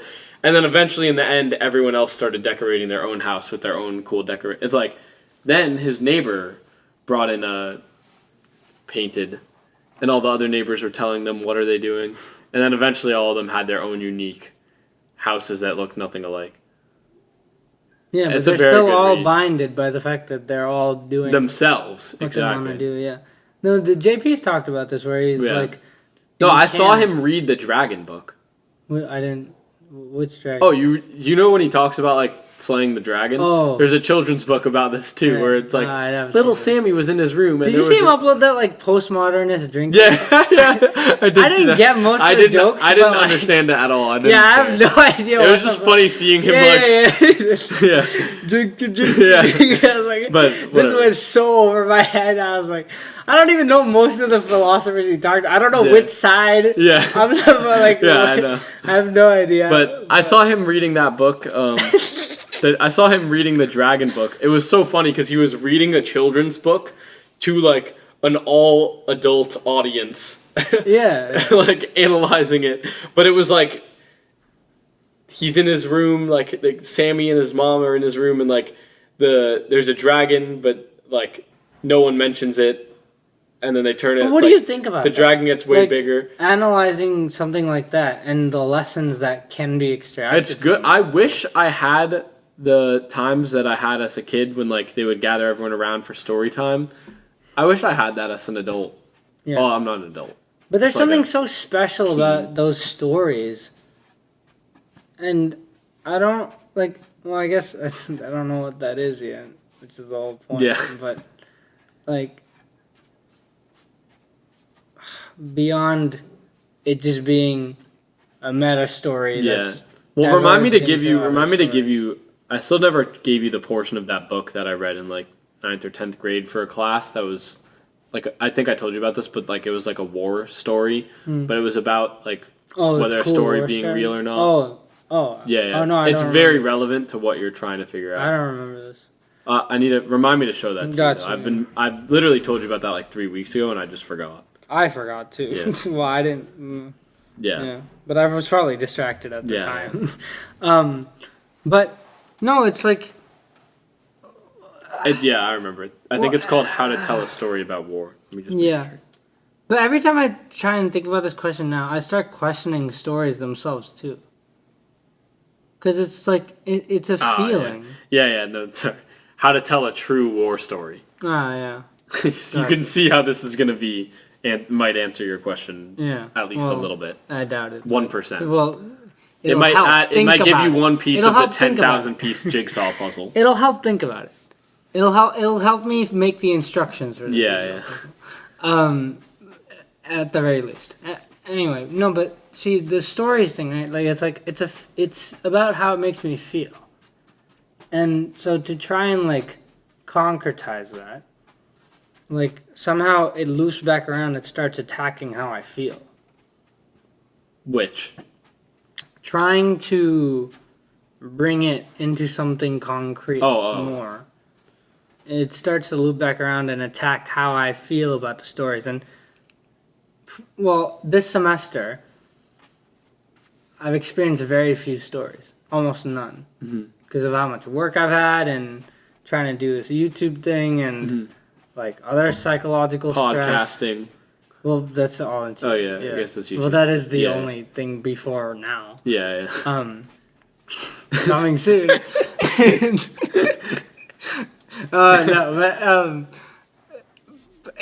And so I started to question them itself because I couldn't remember how it made me feel, and so now I'm still slowly starting to try to experience more stories.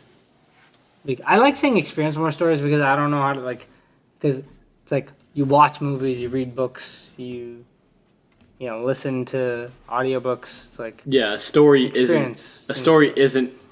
doesn't imply how you got it. Yeah, how you experience it. Yeah. So trying to experience more stories. I intook a story. Yeah, but that, I mean, it's not as good of a word. Yeah. But yeah, trying to experience more stories to remember how they make me feel, because I really started to forget it, and it's crazy. Like, yeah. Dude, it's been a really long time since I had, like, the feeling that I had when I, like, sat around in a circle and, like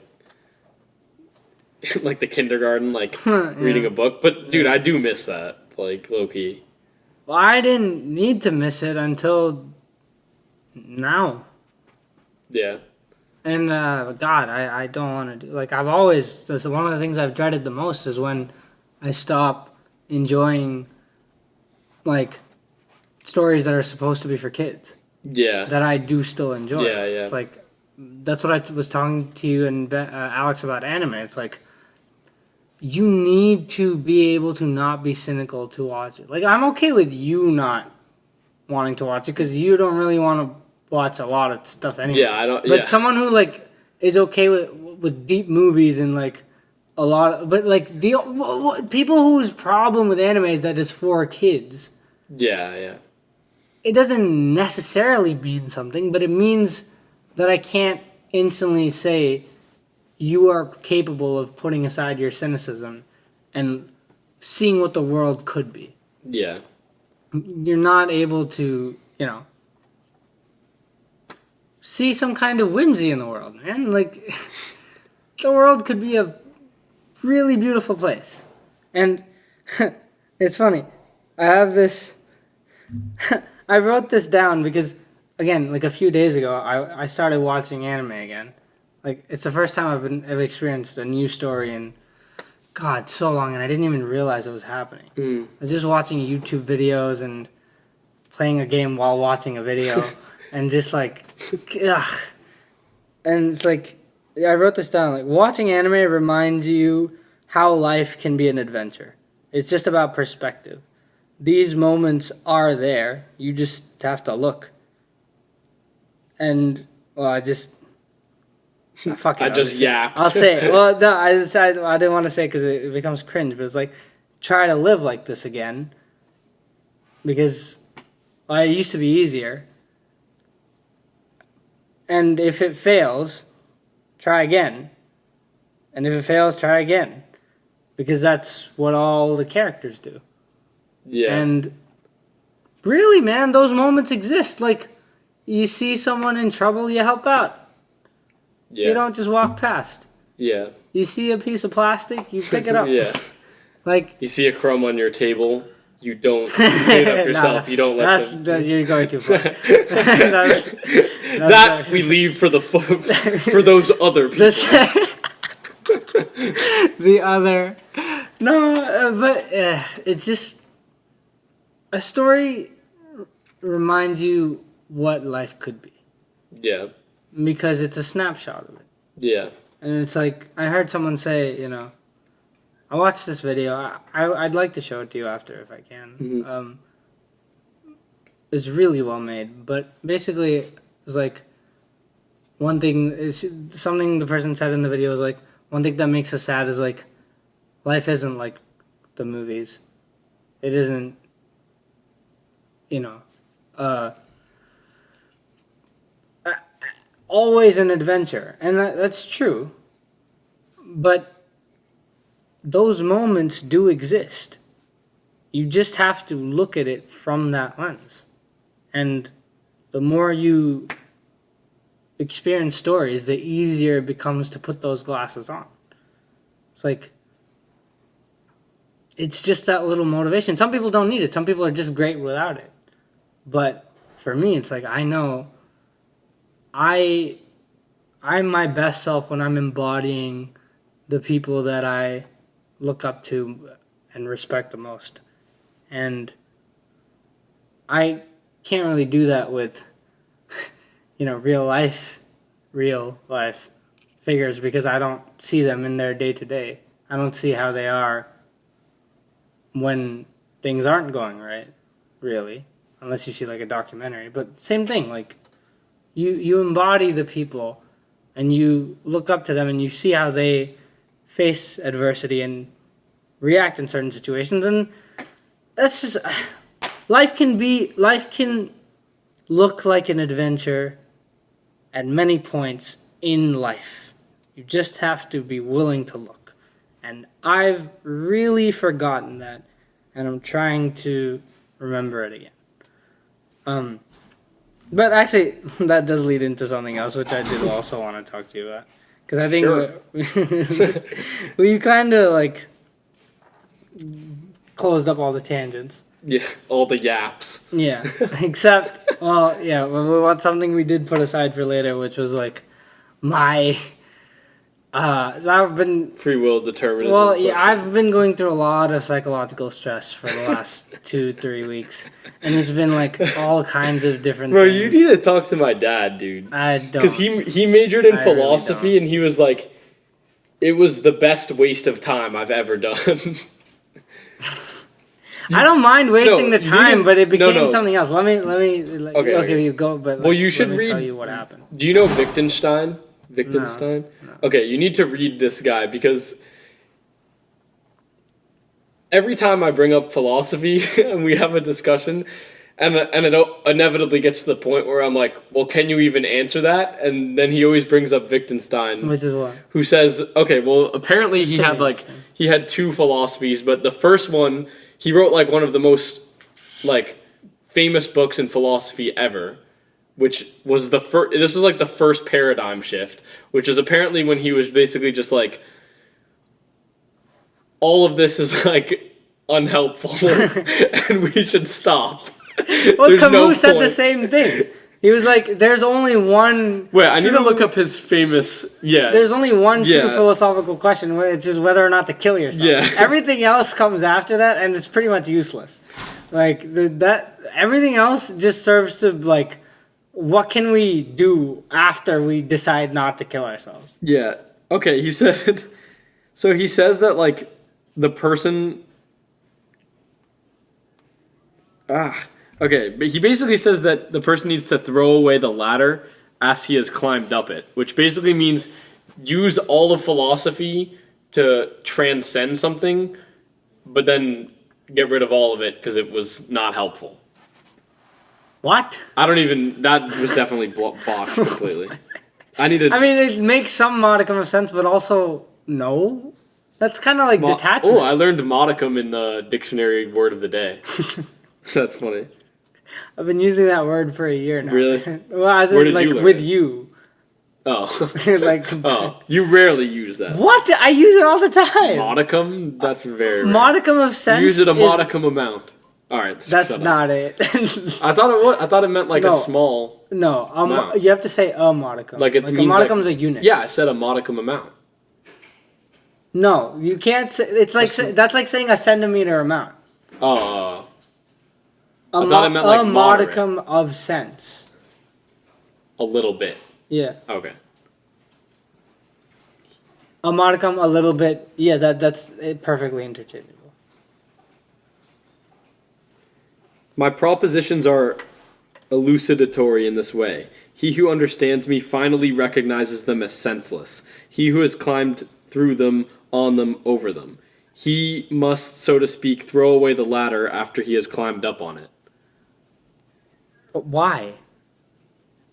What if I fall off? That's his opinion.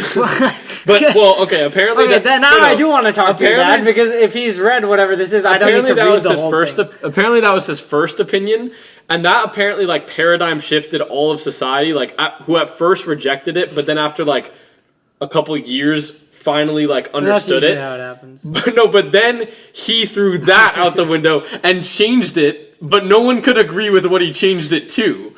So everyone basically was arguing against him using his old point.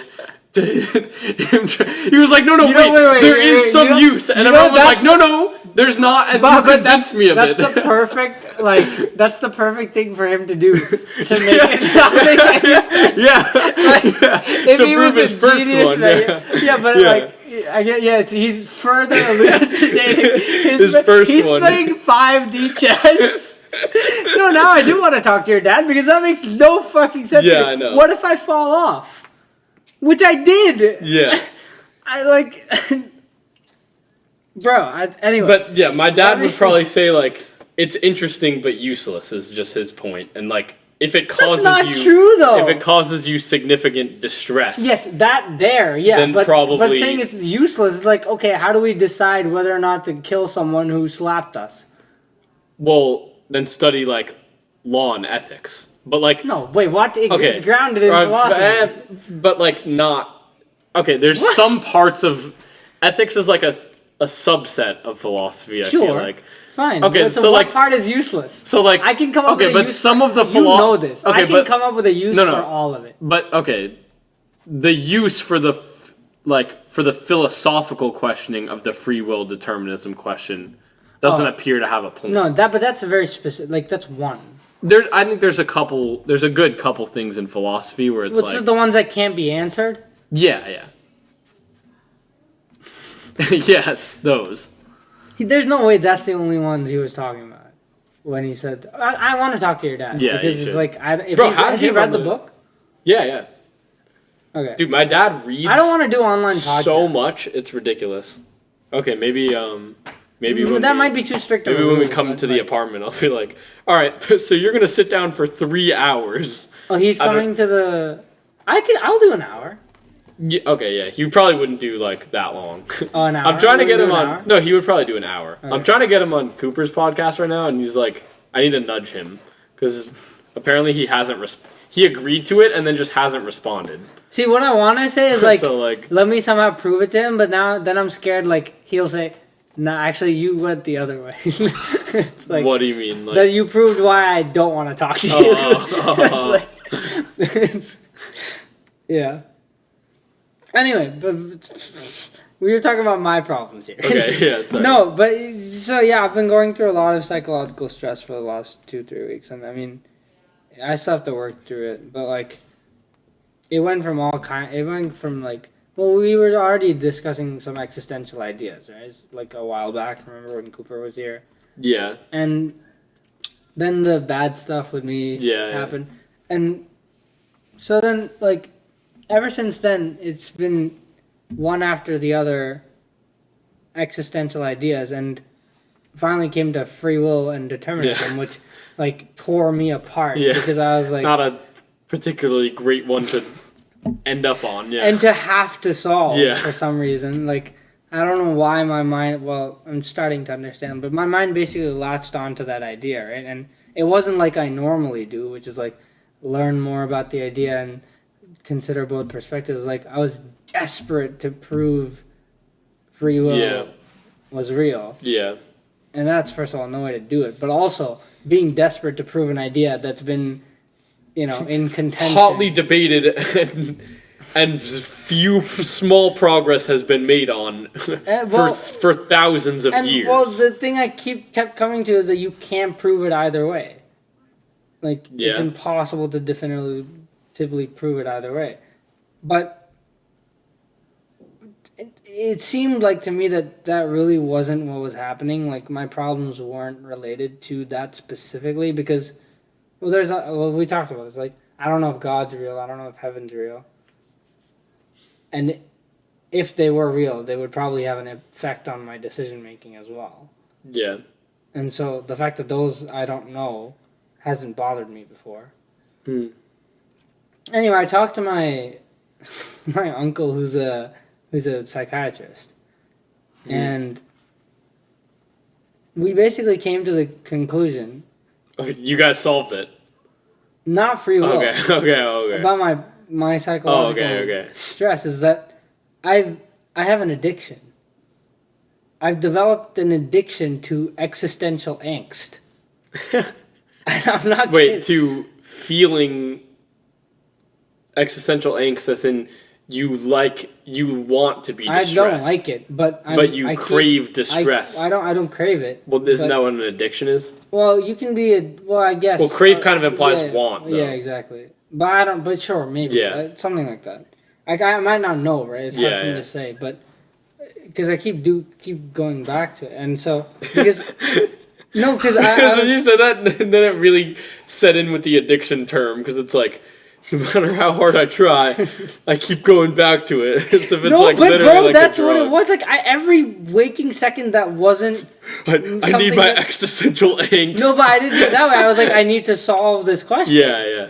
And that's no way to approach a question. First of all, you drive yourself crazy doing that. But so once we talked about that, he was like, okay, so let it be. Like, don't think about it. Don't try to solve, like, first of all, it's unsolvable, but also just, like, let the thoughts be. Don't judge them.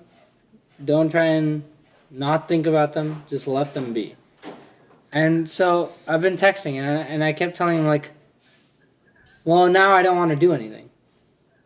And everything feels meaningless, and everything feels like I want to... Everything seems a lot less exciting, and nothing is motivating me to do anything. And he was like, yeah, you're in withdrawal. And I was like, oh my God. Like, literally nothing is like, it's ridiculous. Did that just lower? I think so, but it's fine. It doesn't matter. Any viewers... It's 12. Well, no. And gone. No, I'm kidding. Yeah. I'll give you a grace period. Pouring my heart out. Yeah. It's like, yeah, all right, bye. Yeah, you gotta just cut it off. Yeah.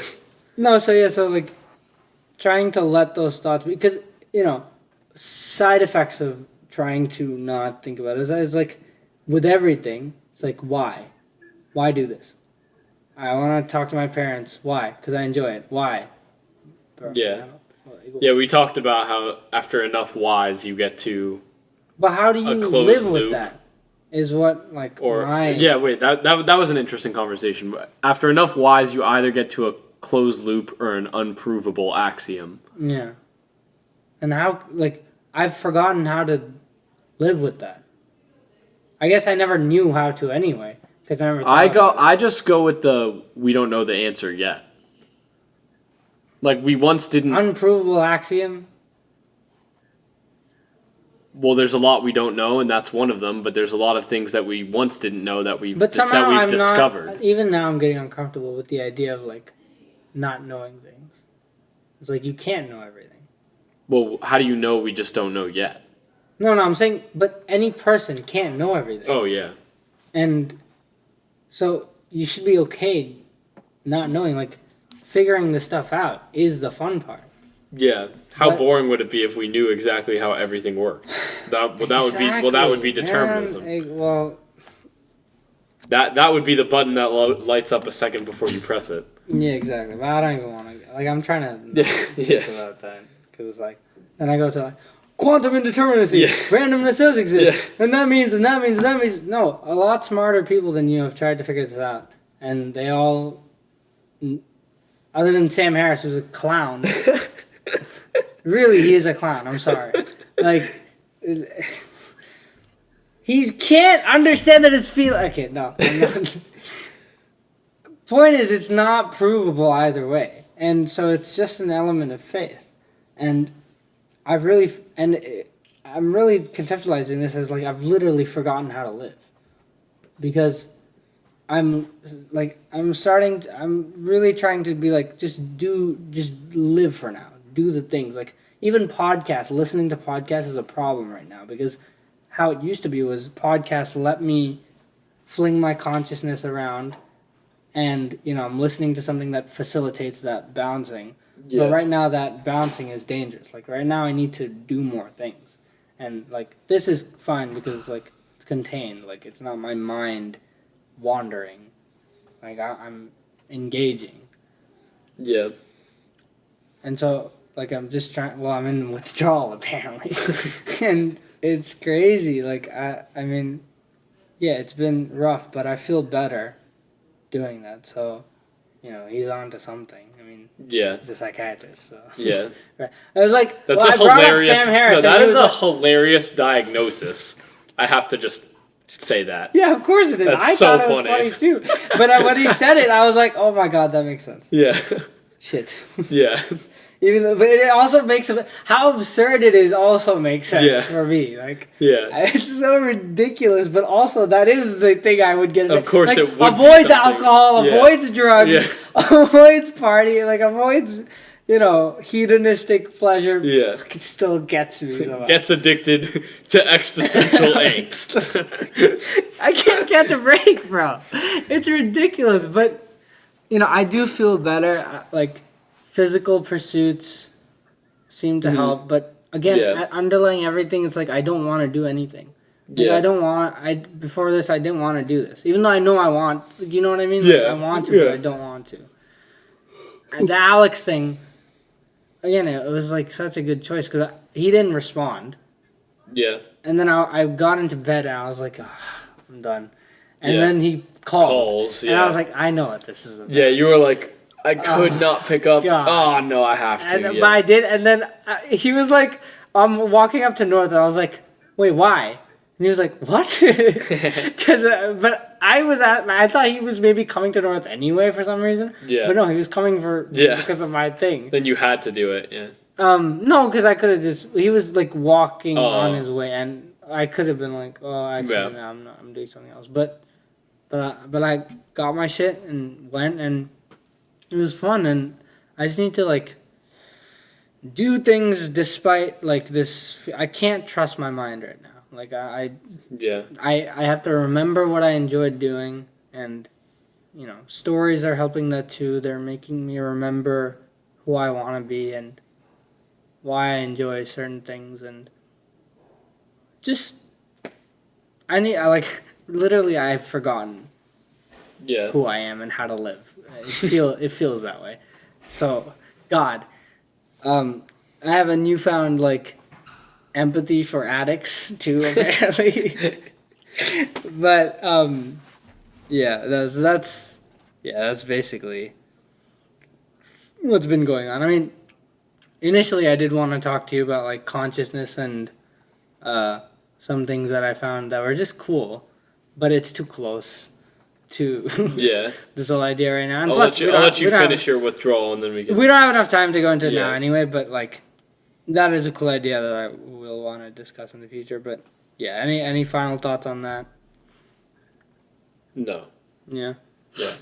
Any final thoughts on like we talked about some interesting stuff. We did talk about that. I think we should watch the Snowden movie. Like if you're interested. I'm down. I don't really remember exactly how it went down either. I think it is supposed to be a decent movie. Dude, I feel so bad I botched that Wittgenstein thing. Because, dude, my dad tells me, every time I bring up philosophy, my dad tells me about that. And I find it interesting every single time. I mean... And it's probably because I never internalize it. Yeah. And that's why... when he says the exact same thing every time, I find it interesting. Yeah. Well, I would want to talk to him. It's fine. It's but I want to know it though, so I need to know it. How about next time you have a connect call? Let me ask him. No, but like a connect call so that I can hear this. Do you want to hop in? Yeah. I have a Zoom call with my parents next weekend. I mean, I feel like they'd want to talk. Yeah, to I know. I feel like, yeah, they're like, okay, I'm gonna have a call with my son. To be fair, though, my friend's coming. To be fair, though, like, wouldn't they want to talk to the person who's? I do. Yeah, I did say that they should definitely meet you. Yeah, because my dad really doesn't give a shit. Yeah. But my mom did want to. Yeah. So I would imagine. But if they don't, no, they didn't. That's fine. I asked them like because I told them how like other parents want to meet their kids as friends, and I was like, do you care? And they were like, if you care. Oh, see, my parents are the opposite. I'm like, why do you care? Oh, yeah. Why, I don't understand. No, I assumed they wouldn't care, which they didn't. They only care if they think that I think that it would be good for them. What? If you think it would be good for them? I thought they were saying if you thought it would be good for you, for them. Yeah, maybe more like that. Because how would you know? Well, no, not to just like connect them, just to be like, all right, you guys will now have interesting discussions without me. That's not what I meant. I meant like, just if it would be beneficial and like, it would probably be cool to meet them. They're just indifferent, basically. Yeah. I think. Yeah. Interesting. Yeah. But no, I said they definitely should. What does your mom do again? She did work at the ADL, which was like the Anti-Defamation League. That's the place. A lawyer? No, she's not a lawyer. She's like my dad's a lawyer. No, the ADL, like, you know the people who made Pepe into a hate symbol? That's the ADL. What? Yeah. So that's where my mom worked. No, it's not. Yeah, it is. What? Wait. Sorry, wait. Who made Pepe into? No. No. Who were telling people to not use Pepe because it is a hate symbol. Right. They didn't make it into a hate symbol. I thought you were saying they were the 4chan trolls. No. Yeah, that's what my mom does. Screw your dad. I want to talk to her. Yeah. What? No. You worked for the Pepe people? No. Okay, they worked with anti-racism, anti-bias training, that type of thing. I know you definitely have opinions on that. No. I mean, I think. Well, I mean, so do I. Well, I guess I don't like racism. Yeah. So I guess the goal is the same. The methods are just. Yeah. But have you ever asked her if they actually thought the frog was? I didn't ask her. I mean, I don't think she was really that involved. I know, but I'm saying not her. I'm saying if the ADL. Yeah, thought. I think it did come up once, and I was trying to explain how like it's just a meme. Like, that's one of the funniest things to me, because it's like, and I'm like, you got memed so hard. Yeah, it's like you got rickrolled by trying to say that it's not a rickroll. Yeah, like you got. But you took the bait. Literally, you took the bait. I think I was trying to explain how they were like, yeah, but this is like a Pepe with a Nazi symbol, and I'm like, yeah, but there's a Pepe with literally everything. I'm like, there is a Pepe that is an imitation of a Pepe. Like, there's, like, so this is not, like... But this is interesting. Like, is a Pepe with a Nazi symbol a hate symbol? Like, it depends how... I think it depends how it's used. I think it's a troll symbol. Because if I burn a Nazi flag, what does that mean? Yeah, it's a troll symbol. That's all it is. Yeah, but does the intention matter? Yes. Exactly. So then... Well, that's so hard. But the intention is to troll. Hard, but the intention's so hard to, like, figure out. No, but it's to troll. That's an inference. I agree. Yeah, okay. But I'm trying to defend. Yeah, fine. ADL? Yeah. I've heard that name. Anti-Defamation League. Yeah, I don't think I like them. Yeah. But I don't remember why. So she started as a school it's like a public school teacher, then did that, then did I mean, my thoughts on the Anti-Defamation League have nothing to do with my thoughts on your mother anyway. So. Okay, yeah, that's fine. Yeah. I wasn't gonna like. No, I'm just saying. Let you say I'm just that. Yeah. letting. Okay. No, not let me say what. I don't care. You can say. No, I wouldn't care if you care. I didn't think that you. Okay. I wouldn't care if you care. No, but like no. I wouldn't care if you care. Okay, yeah, genuinely, like they have nothing to do with my thoughts on. Yeah. So. All right, so camera ran out of battery, but we're back. Yeah, your mom is. Happily unemployed. Yeah. In a lot of early childhood stuff, right now looking for something, but not that hard. Yeah, it's And not. only wants something if it's really good and doesn't take someone else's spot. Does she care about pay? Yeah, that's another thing. Like, she wants a good position I don't know if, that is there a also lot pays of decently well. money in childcare? Not that much. I mean, not. It depends what you're doing. Because it's funny, her job at like the nursery school, which was at like a private nursery school. Yeah. That like leads. It's basically like the same as my private school, where like if you enter in, it like just leads all the way up to high school graduation. Mm-hmm. So that one definitely pays a lot better than like public schools. That one paid fairly well. Yeah, because my mother's like has this. I've heard her talk about. One thing she would like to do is like own a nursery, or like run a nursery, because she likes working with kids, but she's always been in corporate jobs. Yeah, and so it's interesting. I've heard her talk about that, but I think she gave up on that idea. I think she likes making. There's still time. She likes making money. Oh, okay. So, fair point. Yeah. I think she's going more big. Yeah. But yeah. Anyway, well, I would like to talk to your parents. Yeah. If no, I should ask them. So. I do think it would be good for them to. I did say. How about this? Ask them, I did specifically say it would be good for them to meet you, especially since I'm going to be with you all of next year. So that no, no, but not because you're a good person. Yeah. All right. Exactly. Yeah. No. Not all. But if they like, I'd say like if they want to even like the smallest bit, I would like to. Yeah. So. Okay. I'll see. I would really like to. So, I'll see. Yeah. Exactly. Anyway, quote book. Pick a number. Did you message the the real estate person with the thing? No, I didn't. Okay. I'll send them an email today. Okay, I'll send them an email after this. Okay, thanks. Yeah, that's fine. Because I would have forgot if I didn't ask it mid-podcast, so I'm gonna ask. Yeah, I would have remembered because my mom from time to time was like, "How's it going with that?" Yeah, how's it going? Like, oh, right. Yeah. Yeah. Anyway, 1 to like 36-ish. Do you have the ones that I did already or no? Doesn't matter. I'll know. Okay. When it is. 22. 1, 2, 3, 4, 5, 6, 7, 8, 9, 10, 11, 12, 13, 14, 15, 16, 17, 18, 19, 20, 21, 22.